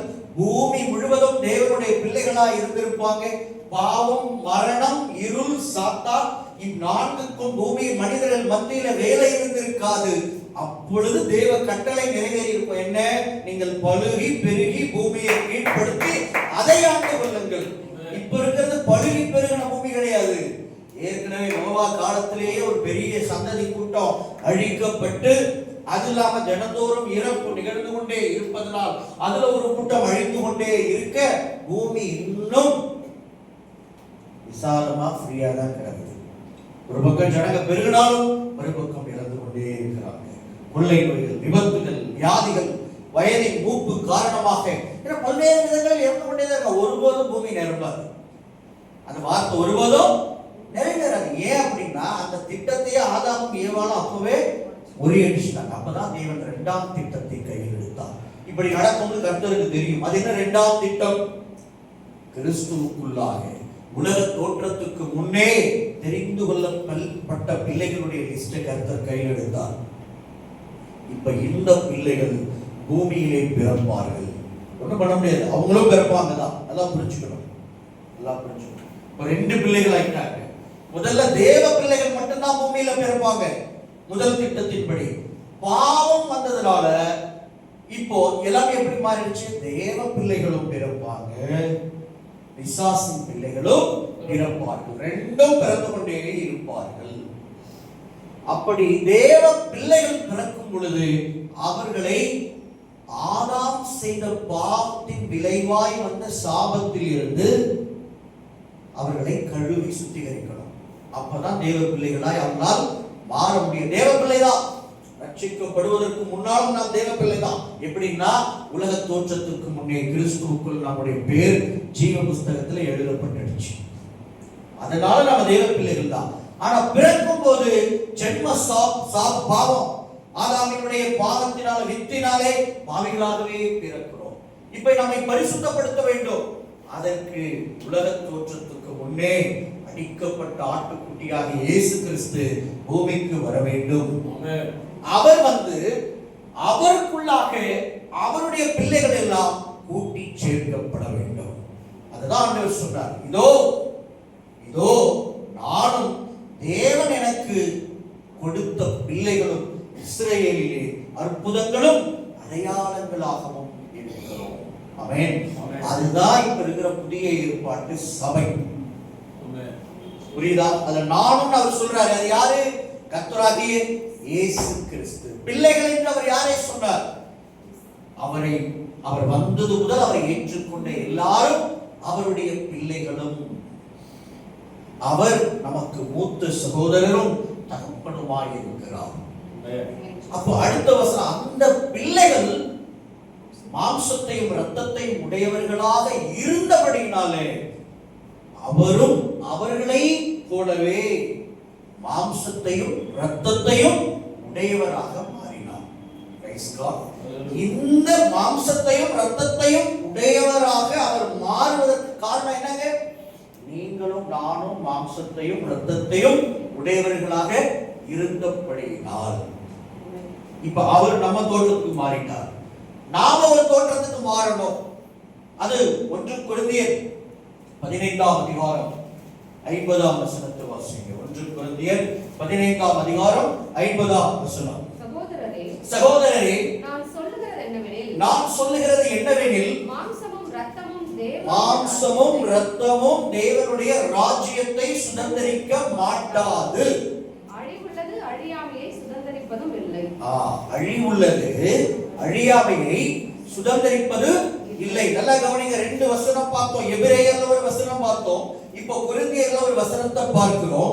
2 வசனத்திலயும் 2 எக்ஸ்ட்ரீம் இருக்கு. ஒண்ணு என்னன்னா, பிள்ளைகளாகிய நாம் மாம்சத்தையும் இரத்தத்தையும் உடையவர்களாக இருக்கிறபடியினால இயேசு கிறிஸ்துவாகிய அவரும் நம்மை போல மாம்சத்தையும் இரத்தத்தையும் உடையவராக மாம்ச சரீரத்திலே மாம்சத்தின்படி தாவீதின் குமாரனாகவும் ஆவியின்படி தேவனுடைய குமாரனாகவும் 2 உருவத்திலே அவர் பூமிக்கு வந்தார். அதான் பவுல் அழகா சொல்றாரு. மாம்சத்தின்படி தாவீதின் குமாரனும் ஆவியின்படியோ தேவனுடைய குமாரனும். இயேசு கிறிஸ்துனா யாருங்க அப்படின்னா, அவர் மாம்சத்தில் தாவீதின் குமாரன், ஆவியிலோ தேவனுடைய குமாரன். நாம் மாம்சத்தில் நம்முடைய தந்தை தகப்பன்களுடைய குமாரர்கள் வம்சாவளியில, ஆவியிலோ நாம் தேவனுடைய புத்திரர்கள். இப்ப நாம கொண்டாடுவது பெந்தகோஸ்தே பண்டிகை. இது ஆவியானவருடைய பண்டிகை. நம்மை தேவனுடைய பிள்ளைகளாய் மாற்றியது ஆவியானவர் தான். ஆவியினால்தான் நம்ம தேவனுடைய பிள்ளைகள். மாம்சத்திலோ உலகத்தின் பார்வைக்கு நம்முடைய தகப்பன் யாரோ அவருடைய குமாரனாகவே குமாரத்தியாகவே நாம் எண்ணப்படுவோம். இயேசு கிறிஸ்துவும் அப்படியே எண்ணப்பட்டார். அவர் யோசேப்பின் குமாரன் எண்ணப்பட்டார். அல்லேலூயா. ஆனால் ஆவியிலோ அவர் தேவனுடைய குமாரனாக இருந்தார். அவர் தேவனுடைய தற்சொரூபமாக இருந்தார். அப்ப பாருங்க, இயேசு நமக்காக மாம்ச உருவத்தை எடுத்துக்கொண்டு வந்துட்டார். ஆனா இயேசுவின் இடத்துல நாம போகும்போது அது வாசிச்சு பாருங்க. 1 கொரிந்தியர் 15ஆம் அதிகாரத்துடைய 5ஆம் வசனத்தை வாசிச்சோமே. சகோதரரே, நான் உங்களுக்கு சொல்லுகிறதில் மாம்சமும் இரத்தமும் தேவனுடைய ராஜ்யத்தை சுதந்தரிக்க மாட்டாது. அழிவுள்ளது அழியாமையை சுதந்தரிப்பதும் இல்லை. இப்போ அவர் இடத்துக்கு நாம போக போறோம். அவர் நம்ம இடத்துக்கு வந்தப்போ நம்ம உடம்புக்கு அவர் மாறினார். அடுத்து நம்முடைய நோக்கம் என்ன, பயணம் என்ன, இதனுடைய முடிவு என்ன? பரலோகத்திற்கு ரகசிய வருகையை நாம் எடுத்துக்கொள்ளப்பட்டு அங்கே போக வேண்டும். அப்ப அவருடைய உலகத்துக்கு நாம போகும்போது இந்த மாம்சம், ரத்தம், எலும்பு, நரம்பு, கலரு, நான் ரொம்ப ரோஸ் கலரா இருப்பேன். நீ வீடியோ கால்ல பார்த்தாதான் உனக்கு தெரியும் நான் எவ்வளவு அழகுன்னு சொல்லிட்டு. நானும் ரோஸ் கலரா இருப்போம். ஏன் தெரியுமா? அப்ப நிறைய ஃபில்டர் வந்துருச்சு. என்ன ஃபில்டர்ல யோசிக்கிறாங்க, பின்னாடி தான் சிரிப்பாங்க. ஏன்னா அவங்களுக்கு தான் தெரியும். 2K கிட்ஸ் நாங்களாம் வந்து 2K கிட்ஸ்கே சவால் விடுற பாஸ்டர். நாங்களாம் பல ஃபில்டரை பார்ப்போம். நாங்களாம் இங்க இப்ப பேசி முடிச்சோம்னா என்ன பண்ணுவோம், எடுத்து பார்த்தா அவுட் புட்ல கண்ணங்கரையில் இருப்போம். அப்படியே தூக்கி அதை என்ன பண்ணுவோம், எங்கேயாவது இன்ஸ்டாகிராம்ல ஃபேஸ்புக்ல தூக்கி போட்டு அப்படி ஒரு ஃபில்டரை போட்டோம்னா நாங்களும் ரோஸ் கலர் ஆகிடுவோம். இல்லை அப்புறம் தான் எனக்கு பாஸ்டர் எவ்வளோ கலர், பாஸ்டர் அவ்வளோ கலர்லாம் இல்லை, அவர் ஃபில்டர் காஃபி போட்டு அப்படி கலர் ஆகிட்டாரு. நமக்குலாம் ஃபில்டர் காஃபி தான் தெரியும். 2K கிட்ஸ்லாம் என்ன தெரியுமா தெரியும்? ஃபில்டர் தெரியும். இன்ஸ்டாவில் போய் பாருங்க, பயங்கர கலராக தெரியுமா பையன் பொண்ணு எல்லாம். நீங்கள் அதெல்லாம் பார்த்து பொண்ணு எடுத்தீங்கன்னா ஏமாந்து போயிருக்கீங்க. இப்போ இருக்கிற பிள்ளைங்க பெயிண்ட்ல அடிக்காது, அதை என்ன பண்ணுறது, பெயிண்ட் டப்பாவே மேல போட்டுக்கோ. என்னடா ஆன்லைன் ஃபில்டர் எடுத்தா அடிச்சா கச்ச வெல்லும் இருக்கும். அதை பார்த்து ஐயோ முடி எவ்வளோ கலரா இருக்கு, நம்ம வீட்டுக்கு இவதான் ரெபேக்கா, இவளதான் எஸ்தர் மகா ரூபவதி புத்திசாலியான கன்னிகை, ஒருவேளை குணசாலியான கன்னிகையா தான் இருக்கும். ஆனா கலர் வந்து நீ அதை பார்த்து ஏமாந்த வீட்டுல நேரா போய் பார்த்து கொண்டு இருக்கணும். வேற வாழ்க்கை வேற காலத்துல வாழ்ந்துட்டு இருக்கோம் நாம வந்து இல்ல. ஆமா தானே, ஆமா அப்படித்தான் வாழ்ந்துட்டு இருக்கோம். சோ எதுக்கு சொல்ல வந்தேன், ரகசிய வருகையில பரலோகத்துக்கு போகும் பொழுது நாம வேற மேனிக்கு போயிடணும். இங்க இருக்கிற கலர் எல்லாம் அங்க செல்லுபடியாகாது. இங்க நம்ம விதவிதமா புடவை கட்டலாம், விதவிதமா ட்ரெஸ் போடலாம், அதெல்லாம் அங்க செல்லுபடியாகாது. அங்க என்ன செல்லுபடி ஆகும் அப்படின்னா, யார் கட்டளைகளை கை கொள்ளுகிறார்களோ அவர்கள் நித்திய ஜீவனை உடையவர்களாக தகுதி பெற்றவர்கள் ரகசியவர்கள் எடுத்துக் கொள்ளப்படுவார்கள். யூதன் என்றும் கிரேக்கன் என்றும் இல்லை, கருப்பன் என்றும் வெள்ளையன் என்றும் இல்லை, மேல நாட்டுக்காரன் கீழே நாட்டுக்காரன் என்றும் கிடையாது, அமெரிக்கன் என்றும் ஆப்பிரிக்கன் என்றும் கிடையாது, ஜாதி வித்தியாசங்களும் இல்லை, நிற வித்தியாசங்களும் இல்லை. உலகத்தின் எந்த மூலையில பிறந்தாலும் வளர்ந்தாலும், எப்படி வாழ்ந்திருந்தாலும், பணக்காரனா வாழ்ந்தாலும் ஏழையா வாழ்ந்தாலும், இயேசு கிறிஸ்துவின் கட்டளைகளின்படி வாழ்ந்து மரிச்சிருந்தாலோ அல்லது உயிரோடு இருந்தாலோ அவருடைய வருகையில் எடுத்துக் கொள்ளப்பட்டு புதிய மேனியை பருத்திக் கொண்டே அவங்க எல்லாம் ஒன்னா இருப்பாங்க. Clothes of Christ. என்னங்க க்ளோத்ஸ் ஆஃப் கிரைஸ்ட், இயேசு கிறிஸ்துவை போலவே இருப்போம். அப்போஸ்தலனாகிய யோவான் ரொம்ப அழகா சொல்லுகிறார், அவர் வரும் பொழுது, அவர் வெளிப்படும் பொழுது, அவர் எப்படிப்பட்ட வண்ணத்தில் எப்படிப்பட்டவராய் நமக்கு தரிசனம் தருகிறாரோ, நாம் அவரை தரிசிக்கிறோமோ, நாமும் அவரை போலவே அப்படியே இருப்போம், மாறி போயிடுவோம். அவர் வெளிப்படுகையில் அவர் எப்படி நமக்கு தரிசனம் தருகிறாரோ, நாம் அவரை எப்படி பார்க்கிறோமோ அதுதான் உங்களுடைய உருவம், மேனி. அவர் ஆவின் சரீரத்தில் இருப்பார், the body of spirit. அப்படியே நீங்களும் மாறி போயிடுவீங்க. அங்க போய் பொண்டாட்டிகள் எல்லாம் தேட முடியாது, பக்கத்துல போயிட்டு பரலோகத்துல ரகசிய வரிகள் எடுத்துக்கொள்ளப்படும் போதே நீங்க வந்துட்டு எலிசபெத்தும் சகரியாவும் போல அவர்கள் இருவரும் கர்த்தரிட்ட சகல நியாயங்களின் படியையும் கற்பனைகளின் படியையும் கீழ்ப்படியில் உள்ளவர்களாய் வாழ்ந்து வந்தாங்க. அப்படின்னா ரெண்டு பேரும் கர்த்தர் எடுத்துக்குவார். ஆனா போகும்போதே உங்க பொண்டாட்டி யாருன்னு உங்களுக்கு தெரியாது, உங்க புருஷன் யாருன்னு உங்களுக்கு தெரியாது. ஆண்டவரை போல ரெண்டு பேருமே மாறி போயிருவீங்க. அப்புறம் பரலோகத்துல போய் எங்க என்னுடைய மனைவி எஸ்தரை காணோம், அவளை எங்கே நான் கூட்டத்துல தொலைச்சிட்டேனே, ரெபேக்காவை காணோம், என் புருஷன் நெகேமியாவை காணோம், என் புருஷன் ஐசக்கை காணோம் அப்படின்னா நம்ம போய் அங்க தேடக்கூடாதுன்னா எல்லாரும் இருப்போம். நம்முடைய ஊழியத்தினுடைய நோக்கம் ஆண்டவரிடம் சொன்னதே, கர்த்தராகிய இயேசு கிறிஸ்துவுக்கு வழியை ஆயத்தபடி யோவான் ஸ்நானனை கர்த்தர் அனுப்பினார் முதலாம் வருகைக்கு. அவன் எலியாவின் ஆவியும் பலமும் உடையவனாய் அவருக்கு முன்னே நடப்பான். என்னுடைய காலிங் என்ன அப்படின்னா, அவருடைய இரண்டாம் வருகையாக ரகசிய வருகைக்கு ஒரு கூட்ட ஜனத்தை பிதாக்களின் இருதயங்களை பிள்ளைகளிடத்திற்கு திருப்புவதற்காகவும் கீழ்ப்படியாதவருடைய இருதயங்களை ஞானத்துக்கு கீழ்ப்படிய பண்ணவும் உத்தமமான ஜனக்கூட்டத்தை கர்த்தருக்கு ஆயத்தம் பண்ணும்படியாக நான் அவருக்கு முன்னே எலியாவின் ஆவியும் பலமும் உடையவனாக நடந்து ரகசிய வருகைக்கு ஒரு கூட்டத்தை ஆயத்தப்படுத்துறோம். அதுதான் இந்த ஊழியத்தினுடைய நோக்கம், இந்த ஊழியத்தினுடைய அழைப்பு. ஹalleluya. இது எனக்கு மட்டும் இல்ல, every man of God should be like that. ஆமென். ஊழியக்காரன்னா ரகசிய வருகைக்கு, அவருடைய இரண்டாம் வருகைக்கு ஒரு கூட்ட ஜனத்தை ஆயத்தப்படுத்த, உத்தமமான ஜனக்கூட்டத்தை ஆயத்தப்படுத்துகிற எலியாவா இருக்கணும். எலியாவின் ஆவியும் பலமும் யோவான் ஸ்நானன் கிட்ட வந்துச்சு. அது அப்படியே பவுல் கிட்டையும் போச்சு. இப்ப பவுல், யோவான் ஸ்நானன், இவர் ரெண்டு பேருடைய அபிஷேகம் கர்த்தர் எனக்குள்ள வைத்திருக்கிறார். ஹalleluya. பரிசுத்த ஆவியானவர் அடிக்கடி வார்த்தை சொல்றார், தைரியமா சொல்றார். ஏன்னா பல முறை சொல்லியிருக்கிறார். அவர் தான் சொல்றார், 10,000 பரிசுத்த புருஷர்களுடைய அபிஷேகங்கள் உனக்குள்ளே வைக்கப்பட்டிருக்கிறது. நீ ஒற்றை மனுஷன் கிடையாது, 10,000 பழைய ஏற்பாடு மற்றும் புதிய ஏற்பாட்டை சேர்ந்த பரிசுத்தவான்களுக்குள்ள கிரியை செய்த அபிஷேக ஆவிகள் ஒற்ற மனுஷனுக்குள்ள இருக்குது. பெசலேயலாவும் இப்ப அதனாலதான் டக்குனு வீடியோ எடிட்டிங், போட்டோஷாப் அது இதுன்னு ஒரு ஊழியக்காரன் அதை பார்க்க முடியாது. பெசலேயல், அகோலிபா, ஈராம், அபி 3 பேர் யாரு? அவனுக்கு நுணுக்கம், கலை நுணுக்கம், இன்ஜினியரிங் ஒர்க்ஸ், விதமான நுணுக்க வேலைகள், வினோதமான வேலைகளை செய்து இது எப்படி பண்ணாங்கன்னு பார்க்கறவங்க எல்லாம் திகைக்க வைப்பாங்க. 3 பேருடைய ஸ்பிரிட் அபிஷேகம் இருக்கிறதுனாலதான் என்னுடைய வீடியோ, போட்டோஸ், ஒர்க் எல்லாம் பார்த்தீங்கன்னா எல்லாரையும் விரல வைக்கிறது. பாஸ்டர் இடத்துல எப்படிப்பட்ட ஒரு வேலை, என்னுடைய திறமை இல்லை, ஆண்டவர் வைத்த அபிஷேகம். பெசலேயல், ஈராமபி, அகோலிபா, சாலமோனுடைய ஞானம், தாவீது கிட்ட இருந்த பல்வேறு நல்ல விஷயங்கள், நெகேமியா கிட்ட இருந்த தலைமைத்துவம், கண்டிப்பு, பவுல் கிட்ட இருந்த டீச்சிங், அபிஷேகம், வைராக்கியம், எல்லாரிடத்திலும் இருந்த நல்ல நல்ல விஷயங்களை எல்லாம் கர்த்தர் கொண்டு வந்து ஒருத்தவனுக்குள்ள வச்சார். அந்த மனுஷன் ஒவ்வொரு இடத்துக்கும் அதற்கேற்ற அபிஷேகம் தானா வேலை செய்யும். அல்லேலூயா. இது எனக்குள்ள 10,000, உங்களுக்குள்ள பல ஆயிரங்கள் இருக்கலாம். புரிஞ்சுக்குவாங்க.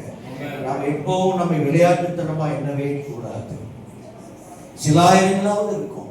ஒரு லேகியம் விசாசியாத்தின இருக்குல்ல, ஒருத்தவங்க எத்தனை பேர் இருந்துச்சு? 6,000 ஒரு இடத்துல சொல்லுது, இன்னொரு இடத்துல 2,000 சொல்லுது. 6,000 நம்ம எடுத்துக்கோம். அப்போ அத்தனை ஆவிகள், அத்தனை பேருடைய ஆவிகள் ஒருத்தவனுக்குள்ள வந்தாச்சு. ஆபிரகாமுடைய ஆவி நமக்குள்ள இல்லையா? இருக்கிறதா இல்லையா? விசுவாசத்தின் ஆவி எங்க இருந்து வந்துச்சு? ஆபிரகாம் கிட்ட இருந்து வந்துச்சு. சாயங்காலத்துல தியானம் பண்ணுகிற, கர்த்தரை தேடுகிற ஆவி யாருடையது? ஈசாக்கினுடையது. எல்லாவற்றிலும் தசமபாகம் கொடுக்கிற ஆவி யாருடையது? ஆபிரகாமுடையது. தன்னிடத்தில் இல்லதை எடுத்தும் ஆலயத்தின் வேலைக்கு கொடுப்பது யாருடையது? தாவீதினுடையது. அப்படி கொடுத்தாலும் அதை வச்சு பெருமை பாராட்டாமல் உங்களுடைய கரத்தில் இருந்து வாங்கி உமக்கே கொடுத்தோம், கொடுத்தது எதுவும் என்னுடையது என்று சொன்னா பாருங்க, அது தாவீதினுடையது. ஹல்லேலூயா. ஆலயத்தை தத்ரூபமாக தேவன் சொன்னபடியே கட்டி எழுப்புகிற ஞானம் யாருடையது? சாலமோனுடையதும் மோசேயினுடையதும். ஒருவன் ஆசரிப்பு கூடாரத்தை கட்டி எழுப்பினான், இன்னொருவன் ஆலயத்தை கட்டி எழுப்பினான். தேவனுடைய ஆலயம், தேவனுடைய ஜனம் பாழ்பட்டு கீழ்பட்டு கிடக்கும் பொழுது தாங்க முடியாம காதால கேட்டவுடனே உபவாசித்து துக்கித்து கர்த்தருடைய சமூகத்தில் அழுது, இதோ என் ஜனம் சிறுமைப்பட்டு கிடக்கிறது, சபை சீழ்பட்டு கிடக்கிறது, என்னால் தாங்க முடியல ஆண்டவரே, 3 நாள் உபவாசித்து துக்கித்து அழுது ராஜாவினிடத்தில் போய் எருசலேமுக்கு போகிறேன், என் பிதாக்களின் கல்லறை இருக்கிற நகரத்தை நான் கட்டி எழுப்பணும், அங்க இருக்கிற மதில்கள் இடிந்து கிடக்கிறது, வாசல்கள் எல்லாம் அக்கினிக்கிரையாகி கிடக்குது. எத்தனை வருஷம் ஆகும்? 12 வருஷம் ஆகும். 12 வருஷம் போய் கட்டி எழுப்பினா 52 நாள்ல மதில தான் கட்டினார். அதோட வேலை முடிஞ்சுதா? இல்ல, தன் ஜனத்துக்குள்ளே சிலருக்கு வட்டி கொடுத்து, வட்டிக்கு பணம் கொடுத்து அந்த வட்டியை கட்டாததுனால அந்த மக்களை அடிமைப்படுத்துறாங்க. குமாரத்திகளை வீட்டு வேலைக்கு அனுப்பு, ஏன்னா நீ கொடுத்த கடனுக்கு வட்டியை கொடுக்கல, கடனை கொடுக்க முடியல, நீ வேலை செய்யணும், உன் பிள்ளைகள் வேலை செய்யணும், உன்னுடைய உழைப்புல வர எல்லாத்தையும் கொடுக்கணும்னு சொல்லி வட்டி வசூலிக்கிறாங்க. கேள்விப்பட்ட உடனே அந்த தலைவனுக்கு வந்தது பாருங்க கோபம். சகோதரரே, இப்படி செய்யாம இருங்க, உங்கள் சகோதரரை நீங்களே அடிமைப்படுத்தலாம். நீங்க நிறைய சபைகளை நடத்து வட்டி கூடுறாங்க, சபைகளுக்குள்ளேயே வட்டி கூடுறது தப்பு. அவருக்கெல்லாம் கர்த்தர் ஒரு அத்தாரிட்டியான இடத்துல உட்கார வச்சா நீங்க எல்லாம் பார்க்கவே பார்க்காத வேற ஒரு ஊழியத்தை பார்ப்பீங்க. அல்லேலூயா. சவுக்கு தான் பேசும், கனிவும் இருக்கும், கண்டிப்பு தான். எந்த சபையா இருந்தாலும் சரிதான், சபைகள் கண்டிப்பா சீர்படுத்தப்பட்டே இதுதான் முறைமை. நடந்தா நட, ஊழியம் செய்தா செய்யல, வெளியே போ, அவ்வளவுதான். ஜனத்தை கெடுக்காதே. அதாவது ரத்தம் சிந்தி சம்பாதித்த சபை, அவருக்கு எவ்வளவு வலிச்சிருக்கும் அவருக்கு தான் தெரியும். ஆவியானவரை துக்கப்படுத்த முத்திரை நாள், மீட்பின் நாளுக்கென்று முத்திரையாய் பெற்ற பரிசுத்த ஆவியை துக்கப்படுத்தாமல் இருங்க. உங்களுக்கு என்ன தெரியுமா முத்திரை? நீங்க மீட்பின் நாளன்று மீட்கப்படுவீங்க என்பதற்கு எது முத்திரை, எது அத்தாட்சி? என்ன அத்தாட்சி? பத்திரம். அப்படின்னா பரிசுத்த ஆவி உங்களுக்குள் இருக்கிறார் என்பதே நீங்கள் அவரால் நடத்தப்படுகிறீர்கள், அவர்தான் உங்களை ஒவ்வொரு நாளும் நடத்துகிறார், பேசுகிறார் என்பதுதான் நீங்கள் ரகசிய வருகையில் எடுத்துக்கொள்ளப்பட போகிறீர்கள். மீட்கப்பட போகிறீர்கள் என்பதற்கு அவர்தான் முத்திரை, அவர்தான் அத்தாட்சி. Is a seal. அவர்தான் நம்முடைய மீட்பின் நாய், முத்திரை. அவரை துக்கப்படுத்தாதீர்கள், விசனப்படுத்தாதீர்கள். ஹல்லேலூயா. பிசினஸ் பண்றதுக்கு நிறைய துறை இருக்குங்க. பிசினஸ் பண்ண நிறைய துறை இருக்கு. சம்பாதிக்க நிறைய இடம், எப்படி வேணா சம்பாதிக்கலாம். ஊழியத்தை வைத்தா சம்பாதிப்பது. ஊழியம் சம்பாதிப்பதற்கான இடம் அல்ல, அது ஆத்துமாக்களை சம்பாதிப்பதற்கான இடம். ராஜ்யத்தை விஸ்தாரம் செய்வதற்கான ராஜ்யத்தின் வேலைக்காரர்களுடைய இடம். பூமியின் வேலைக்காரர்களுக்கு அங்கே இடம் கிடையாது. இது ராஜ்யத்தின் வேலைக்காரர்களுடைய இடம். நீங்க பூமியின் வேலைக்காரர்கள் வந்து கலந்துட்டாங்க, கலந்து ஜனங்களை வஞ்சித்துக் கொண்டிருக்கிறாங்க. யார் எந்த சத்தியம் இருக்கோ, எதுக்கு சத்தியம், யார் ஊழியக்காரன் எப்படி கண்டுபிடிக்கிறது? யோவான் அழகா சொன்னார், இதனாலே சத்திய ஆவி இன்னதென்றும் வஞ்சக ஆவி இன்னதென்றும் உங்களால் அறிந்து கொள்வீர்கள். எதனால? ஒருத்தர் சத்தியம் பேசுறான் அப்படின்னா, அவனுடைய டீச்சிங் சத்தியத்தின்படி இருக்குன்னா, அவன் சத்திய ஆவியினாலே பேசுகிறான். ஒருத்தவன் சத்தியம் பேசல, சத்தியத்திற்கு அஸ்திபாரம் சத்தியமா இல்லாம அவன் இஷ்டத்துக்கு பேசுறான்னா, டிசெப்ஷன் ஸ்பிரிட், அது வஞ்சிக்கும் ஆவி.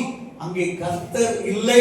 அவனை பின்பற்றினால் நீங்கள் விழுந்து போவீர்கள், கர்த்தருடைய நாளில் கைவிடப்பட்டு போவீர்கள். ஒரு விஷயத்தை பேசி நம்ம ஏமாத்துறாங்க. என்னன்னா, விசுவாசம் கூட தான் சத்தியம் பேசுது. இதை என்ன பண்ண தட்டுறதுக்கு என்ன மாதிரி யாராவது நல்ல சத்தியம் பேசினா அந்த ஒரு மீட்டிங் கேட்போம். ஆமா சத்தியம், விசுவாசம் கூட தான் சத்தியம். விசுவாசம் எப்படா சத்தியம் பேசுவோம்?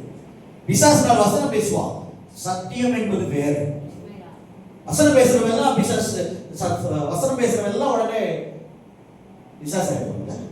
ஆண்டவர் அப்படிதான் சொன்னாங்க, இல்ல நீ பெயர்சலின் ஆவியினாலே பெயர்களை ஓட்டுகிறாய். பிசாசுக்கு தெரியுமா வெளிப்படுத்துற விசேஷம்? கூட்டு பிசாசு பிரசங்க இருப்போமா? எம்டி ஜெகன் நானே எல்லாரும் பிரசங்கம் பண்றோம். அவன் வந்து தானியேல் வெளிப்படுத்துற விசேஷம் எல்லாத்தையும் எடுத்து அவனை வந்து 5 மணி நேரம் பிரசங்கம் பண்ணணும். 4 வசனம் சொல்வான். எதுக்கு? உங்களை வஞ்சிக்கிறதுக்காக.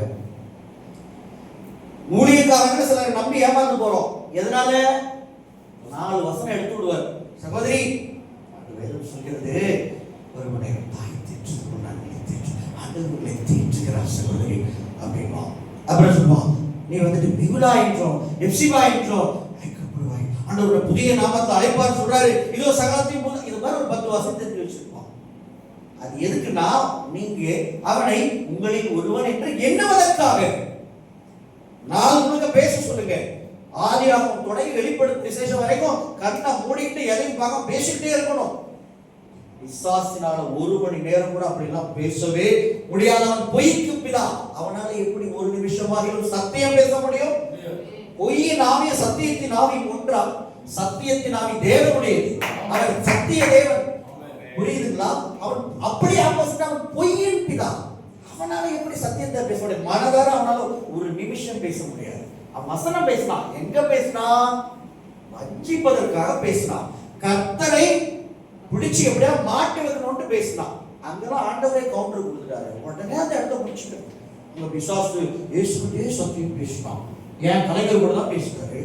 பைபிள் யார் வேணா பேசலாம். தமிழ்ல தானே எழுதிருக்குது. தமிழ் தெரிஞ்சு யார் வேணா எடுத்து பேசலாம். அப்ப எல்லாருமே சத்தியம் பேசணும், பிசாசு சத்தியம் பேசணும்.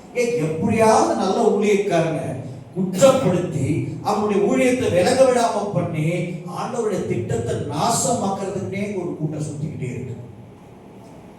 பவுல் போன இடம் எல்லாம் பிரச்சனை கொடுத்து யார் தெரியுமா? நல்லா யோசிச்சு சொல்லுங்க. நீங்க அப்போஸ்தலர் நடவடிக்கை சரியா வாசிச்சீங்கன்னா, அவர் போன அத்தனை இடத்திலும் அவருக்கு விரோதமாக எழுப்பினதும் மக்களை எழுப்பி புறவிடத்து மக்களை எழுப்பி விட்டதும்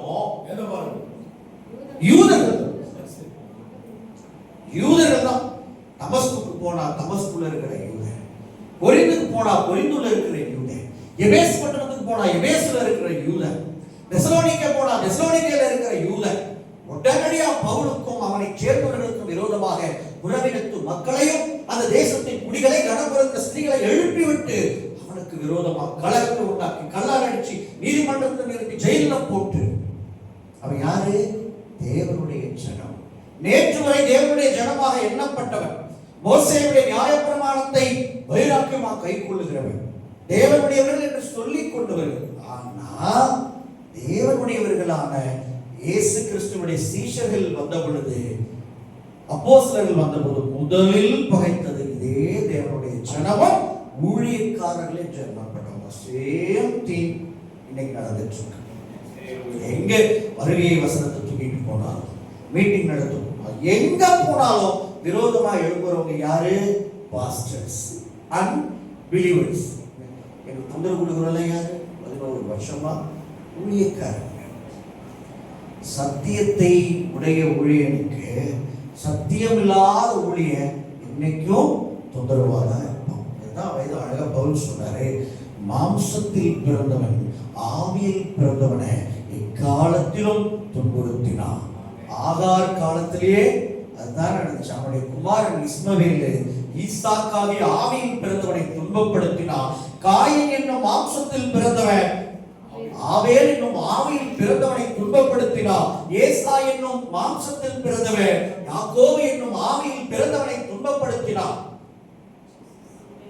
இயேசு கிறிஸ்து என்னும் ஆவியில் பிறந்தவரை மாம்சத்தில் பிறந்த யூதர்கள் யாவரும் துன்பப்படுத்தினார்கள். அவருடைய அப்போஸ்தலர்களாகிய யாவரையும் மாம்சத்தில் பிறந்த யூதர்கள் துன்பப்படுத்தினாங்க. இன்றைக்கும் அது நடக்குது. இயேசுவினுடைய ரகசிய வருகை பரியந்தம் இது நடக்கும். ஏன்? அவன் போற மெத்தட்ல நீங்க போகல, அதனால உங்களை அவனுக்கு பிடிக்காது. நீ ஜனங்களுடைய கண்களை திறந்தால் அவனுக்கு பிடிக்காது. வளர்ப்பு கொண்டு போய் கெட்டு போயிடும். அதை வச்சுதானே பிழைப்பு, இந்த அறியாமையை வைத்து இக்னோரன்ஸை வச்சுதான் இவர்கள் மக்களை வைத்து பிழைப்பு நடத்துகிறாங்க. அதை யாராவது உங்களை வஞ்சிக்கிறாங்க, இல்ல பாருங்க சட்டம் இப்படி இல்லை, சத்தியம் இப்படி இல்லைன்னு எடுத்து காமிக்கும் பொழுது நீங்க இதற்கெல்லாம் கீழ்ப்படிய வேண்டுதல் எடுத்து காமிச்சா இவன் நம்முடைய அஸ்திவாரத்தை கலங்க பண்ணுகிறான். அதைய செஞ்சு பிழைப்பு நடத்துறாங்க பாத்தீங்களா? ஓ, நம்முடைய பிழைப்பின் அஸ்திவாரத்தையே இவன் கலங்க பண்றான். இவனை இங்கிருந்து விரட்டி அடிச்சாதான் நாம் எல்லாம் பிழைக்க முடியும். அவர்களுக்கும் இவர்களுக்கும் என்ன வித்தியாசம்? அதுதான் திரும்ப திரும்ப சொல்றேன், பிழைப்பதற்கு பல்வேறு இடங்கள் உண்டு. இது அழைக்கப்பட்டவர்களுடைய பகுதி, தெரிந்து கொள்ளப்பட்டவர்களுடைய பகுதி, தேவ ஜனத்தினுடைய பகுதி, சத்தியத்தினுடைய எல்லை வகுக்கப்பட்ட பகுதி. இங்கே பிழைப்பு நடத்துகிறவர்கள் இனி நீண்ட காலம் தரித்திருக்க முடியாது. தேவன் என்னை போன்ற வைராக்கியம் உள்ளவர்களை எழுப்பிக் கொண்டிருக்கிறார். என்னை ஒன்றும் செய்ய முடியாது, ஒண்ணுமே செய்ய முடியாது. அதெல்லாம் முடிஞ்சு 10 வருஷம் பாடாப்படுத்தி என்னென்ன செய்ய முடியுமோ செஞ்சுட்டாங்க. வீட்டுக்குள்ள குடும்பத்துக்குள்ள முதற்கொண்டு என்னென்ன பண்ண முடியும் எல்லாம் பண்ணிட்டாங்க. எல்லாம் யாருன்னா கர்த்தருடைய பிள்ளைங்க, ஊழியக்காரர் தான். இது நான் திருப்பி அடிக்கிற காலம். 11ஆம் வருஷத்துல இருந்து எல்லாமே மாறி போச்சு. இனிமே யாராவது சத்தியத்தை தடுக்க, தேவ திட்டத்தை கெடுக்க எழும்பினால் யசூரனுடைய அடி எப்படி இருக்கும்னு வாங்கி பார்த்ததா தெரியும். அல்லேலூயா. எங்க பதுங்கணும்னு எனக்கு தெரியும், எங்க நிமிரணும்னு தெரியும், எப்ப சைலண்டா இருக்கணும், எப்ப அடிச்சா பவரா இறங்கணும்னு எனக்கு தெரியும். ஏன்னா 41ஆவது வயசுல 40 வருஷம் உருவாக்கப்பட்ட ஒரு மனுஷன். அத்தனை கலைகள், அத்தனை சாமர்த்தியங்கள், தலைமைத்துவங்கள், அதிகாரங்கள் எல்லாத்தையும் சுத்தி பார்த்து, உங்களுக்கு நீதிமான்கள் தான் தெரியும், எனக்கு கிரிமினல்ஸ் தெரியும். I know the penal code of crimes and criminals. நான் அத்தனையும் அறிந்து கொண்டு இங்க வந்தேன். உங்களுக்கு நல்லவனை தெரிஞ்சவங்க ஒண்ணுமே விஷயமே கிடையாது. நான் கெட்டவர்களையும் பார்த்து சின்ன வயசுல புத்தகங்கள் அது இதுல படிச்சு ஏறி அப்புறம் தான் கர்த்தர்கிட்டே வந்தேன். அல்லேலூயா. இது வந்து 10 வருஷம் வாழ்க்கை தான். 30 வயசு வரைக்கும் வேறு ஒரு தோணாது. ஏதோ ஆண்டவருடைய பிள்ளைங்க, என் அக்காங்க, தம்பிங்க, அண்ணனுங்க அப்படின்னு அவரோட உரியிட்டேன். அப்படி கொஞ்சம் உரியிட்டேன். இப்போ நம்ம பிள்ளைங்க நம்ம அவங்களோட சேர்ந்துக்கணும். அதை அவங்க என்ன பண்ணிட்டாங்க, வேற மாதிரி வச்சு செஞ்சுட்டாங்க. இப்போ நமக்கு எல்லாம் தெளிவு பண்ணிட்டாரு ஆண்டவர். அல்லேலூயா. சகோதர யுத்தம் இல்லாம பழைய ஏற்பாடு கிடையாது, புதிய ஏற்பாடும் கிடையாது. சகோதரனை ஜெயிச்சாதான் யோசேப்பு இருந்தாலும் தாவீதா இருந்தாலும், யெப்தாவா இருந்தாலும், யாக்கோபா இருந்தாலும், யாரா இருந்தாலும் சரிதானே? சகோதரர்களை ஜெயிச்சாதான் தேவ திட்டம் நிறைவேறும் என்றால் சகோதரர்களை வெல்ல நாம் தயார். Praise God. அது பழைய கதையெல்லாம் கிடையாது. அப்ப சென்டிமெண்ட், எமோஷன், நம்ம பிள்ளைங்க நம்ம சகோதரா நிம்மதி கிடையாது. நல்லவனா இருந்தா கூட நில்லு, நீயே நின்றுவ. தப்பானவனா தான் எதிர்த்து நிற்பேன், நிற்கிறது கூட நான் அடிச்சுவேன். ஆண்டவருடைய திட்டம் தான் எனக்கு முக்கியம். இனிமே யாரும் பார்க்க மாட்டேன். யார் பிழைப்பு போனாலும் I don't care about that. யாராலும் என்னை ஒன்றும் செய்யவும் முடியாது.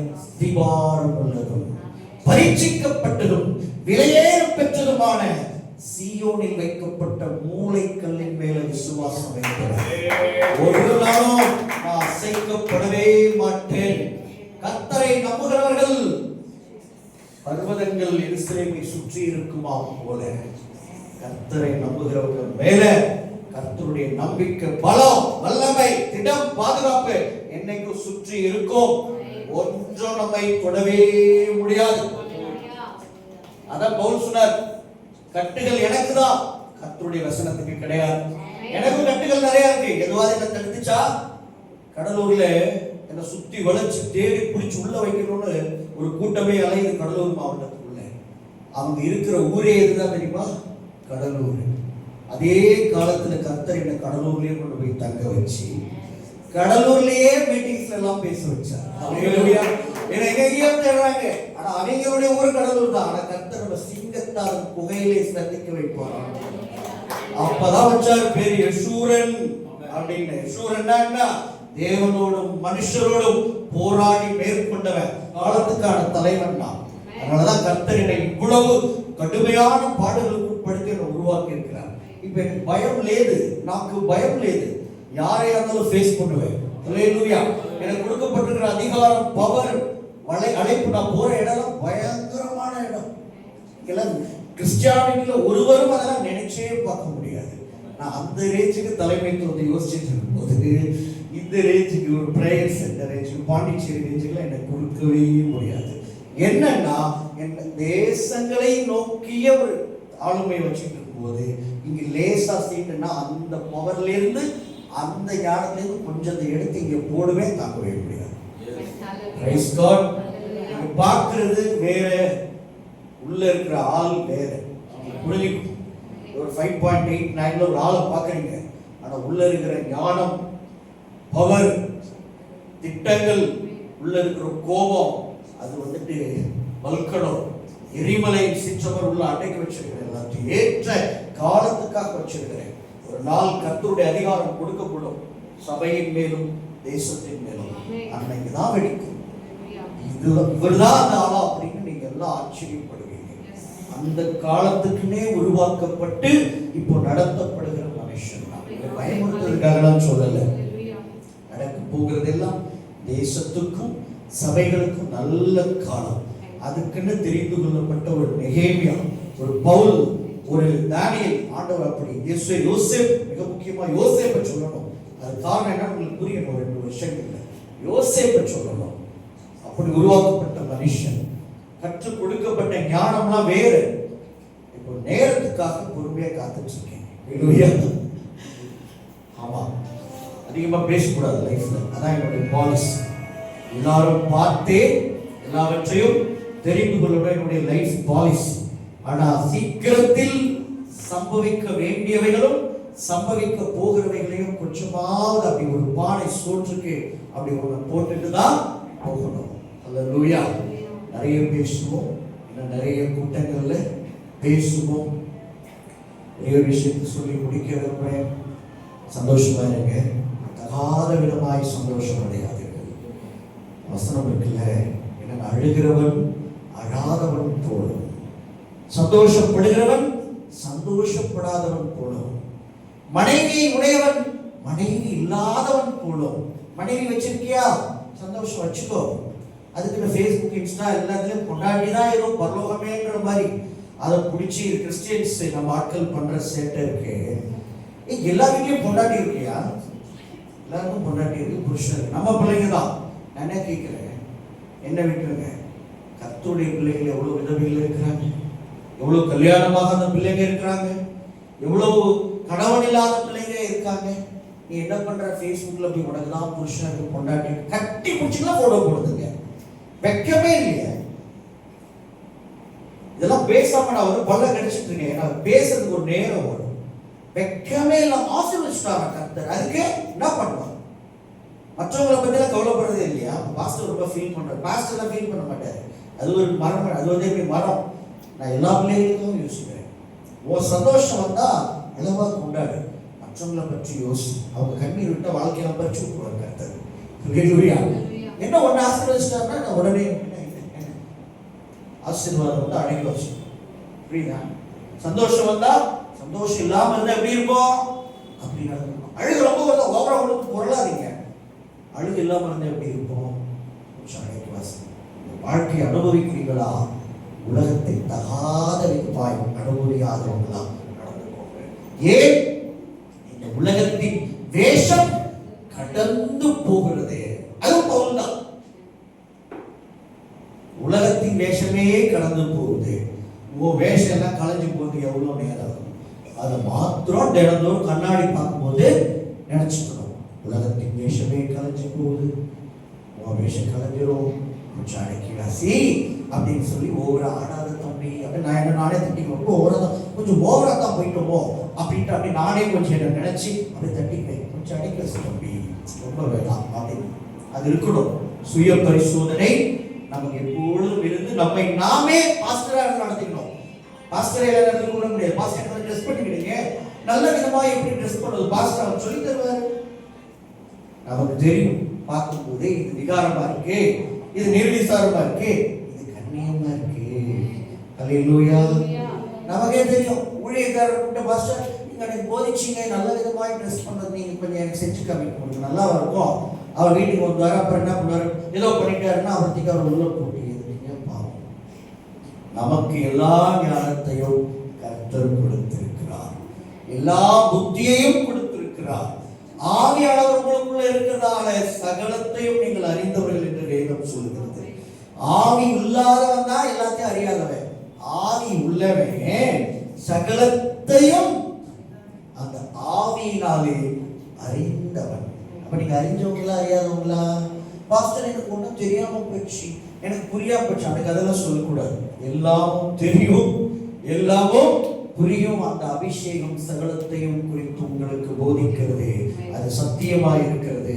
கர்த்தர் அந்த அபிஷேகத்தின்படி சத்தியத்தின்படி உங்களை நடத்தி அவருடைய வருகையில் சேர்ப்பாராக. ஆமென், ஆமென், ஆமென். அல்லேலூயா. சரி முடிச்சிடலாம். கவனிங்க. நாளைக்கு ஈவினிங் என்ன கிழமை? சண்டேவா? சண்டே ஞாயிற்றுக்கிழமை. ஞாயிற்றுக்கிழமை சாயங்காலம் 6:30 மணிக்கு நாளைக்கு சம்பூரண ஆசீர்வாத கூட்டம். Fullness blessing meeting. நாளைக்கு தான் பெந்தகோஸ்தே. எல்லாம் தெரிஞ்சுக்கோங்க. இது பெந்தகோஸ்தேவை நாம கொண்டாடிட்டு இருக்கோம் 2 நாளா. நான் ஒரிஜினல் பெந்தகோஸ்தல் என்னைக்கு? நாளைக்கு தான் பெந்தகோஸ்தல் சண்டே. அதனால தயவுசெய்து நாளைக்கு எல்லாரும் கடந்து வாங்க. 6:30 மணிக்கு மீட்டிங் ஷார்ப்பா. அதுக்கு முன்னாலேயே நீங்க இருங்க. ஏதாவது காரியங்கள் இருந்துச்சுன்னா முன்கூட்டியே நீங்க இன்ஃபார்ம் பண்ணுங்க. பாஸ்டர்ஸ் இருக்காங்க, ஒவ்வொருத்தரையும் சிலர் வந்து நடத்திட்டு வராங்க. அவங்களோட பேசுங்க. இந்த ப்ராக்டிக்கலான இஷ்யூஸ் ஏதாவது இருந்துச்சுன்னா இன்ஃபார்ம் பண்ணி ஏதாவது சேஞ்ச் பண்ணணும். இந்த மாதிரி ஒரு விஷயம் இருந்தால் நல்லா இருக்கும் இல்லையா? சில விஷயங்கள் எங்களுக்கு தான் சரிப்படும், உங்களுக்கு அது வந்து கொஞ்சம் ப்ராக்டிக்கலாக கஷ்டமா இருக்கும். எதுவாக இருந்தாலும் என்ன பண்ணுங்க, இன்ஃபார்ம் பண்ணி பிரதர் பாஸ்டர் வந்து அவர்கிட்ட சொல்லுங்க அப்படின்னு இன்ஃபார்ம் பண்ணுங்க. அதை நம்ம என்ன செய்யலாம்? மாற்றிக்கொள்ளலாம். ஓகேவா? மனசுலேயே வச்சுட்டு என்ன பண்றாதீங்க. நான் 10 வருஷமா அதான் பார்க்குறேன். இந்த ஜனங்க எல்லாத்தையும் மனசுலேயே வச்சுக்கோ. உள்ள அப்படியே உட்காந்துருங்க. பிரச்சனை அம்மா எடுத்து கண்டிப்பா வந்தாரே பாஸ்டர், கண்டிப்பா வந்தாரே பாஸ்டர் அப்படின்னு சொன்னா கண்டிப்பா வராதுன்னு அர்த்தம். என்கிட்ட யாரெல்லாம் கண்டிப்பா வரனாங்களோ அவங்கெல்லாம் கண்டிப்பா வரவே இல்லை. அது எனக்கு தெரிஞ்சு நான் கொஞ்ச நாளா தான் ரிப்பீட்டட் ஆடியன்ஸே பார்க்கிறேன். பார்த்த முஞ்சையே பார்க்கிறேன். ஊழியத்தினால பார்த்த முகங்களே அதிகமா பார்க்க முடியாது. சிலர்லாம் இருக்காங்க பார்த்த முகங்கள் இங்கே இருக்காங்க. பார்க்காதவங்க புதுசா வரும். பார்த்த முகங்கள்லாம் தப்பிச்சு ஓடிடும். இன்னும் ஓடிடு ரொம்ப போதைகளே சிச்சை பண்ணுவாங்க. இவர்கிட்ட மாட்டிக்கூடாது, தப்பிச்சு ஓடிதான் ஓடிடும். அப்படி இருக்காதீங்க. அழகான ஆண்டவர் ஐக்கியம் கொடுத்துருக்காரு. Praise God. இனிமே நீங்க இதனால ஆசீர்வாதம் பெற்றுக்கொள்ள போறீங்க. அந்த ஆசீர்வாதங்களை நீங்க சாட்சியா நிச்சயமா சொல்லணும். புரியுதுங்களா? அதுக்கான ஒவ்வொன்றா நான் டெவலப் பண்ணிட்டே இருக்கேன். அடுத்தடுத்த மீட்டிங்ஸ்ல எல்லாரும் உங்களுடைய சாட்சிகளை சொல்ல, உங்களுடைய காரியங்களை பேச, எல்லாத்துக்கும் அழகான பிளாட்ஃபார்ம் உருவாக்கப்படும். புரியுதுங்களா? புதிய புதிய காரியங்கள் தொடங்கப்படும். உங்களிடம் டேலண்ட்ஸ் இருக்கு, அந்த டேலண்ட்ஸ் எல்லாம் கண்டறிந்து அந்த வரங்களை பயன்படுத்துவதற்கான வழிகளை ஆராய்ந்து ஜெபித்து நாங்கள் நிச்சயமா பயன்படுத்துவோம். அல்லேலூயா. நானும் என்னோடு இருக்கிற அன்பு சகோதரர்களும் சகோதரிகளும் யாரும் பிறரை ஒடுக்கணும் அடக்கணுங்கிற எண்ணம் கொண்டவர்கள் கிடையாது. எல்லாருமே நாங்கள் எப்படி தெரியுமா ஏற்றி வச்சு அவர்கள் பார்க்கிறாங்க. மற்றவர்களை பயன்படுத்தி அதை பார்த்து சந்தோஷப்படுற மனசு ஆண்டவர் நிறைவா கொடுத்திருக்கிறாரு. அதனால உங்களை பயன்படுத்துவோம், பிரகாசிக்க பண்ணுவோம், மற்றவர்களுக்கு எல்லாம் ஒளியாய் மாற்றுவோம். கர்த்தர் தாமே உங்களை ஆசீர்வதிப்பாராக. ஆமென், ஆமென். அல்லேலூயா.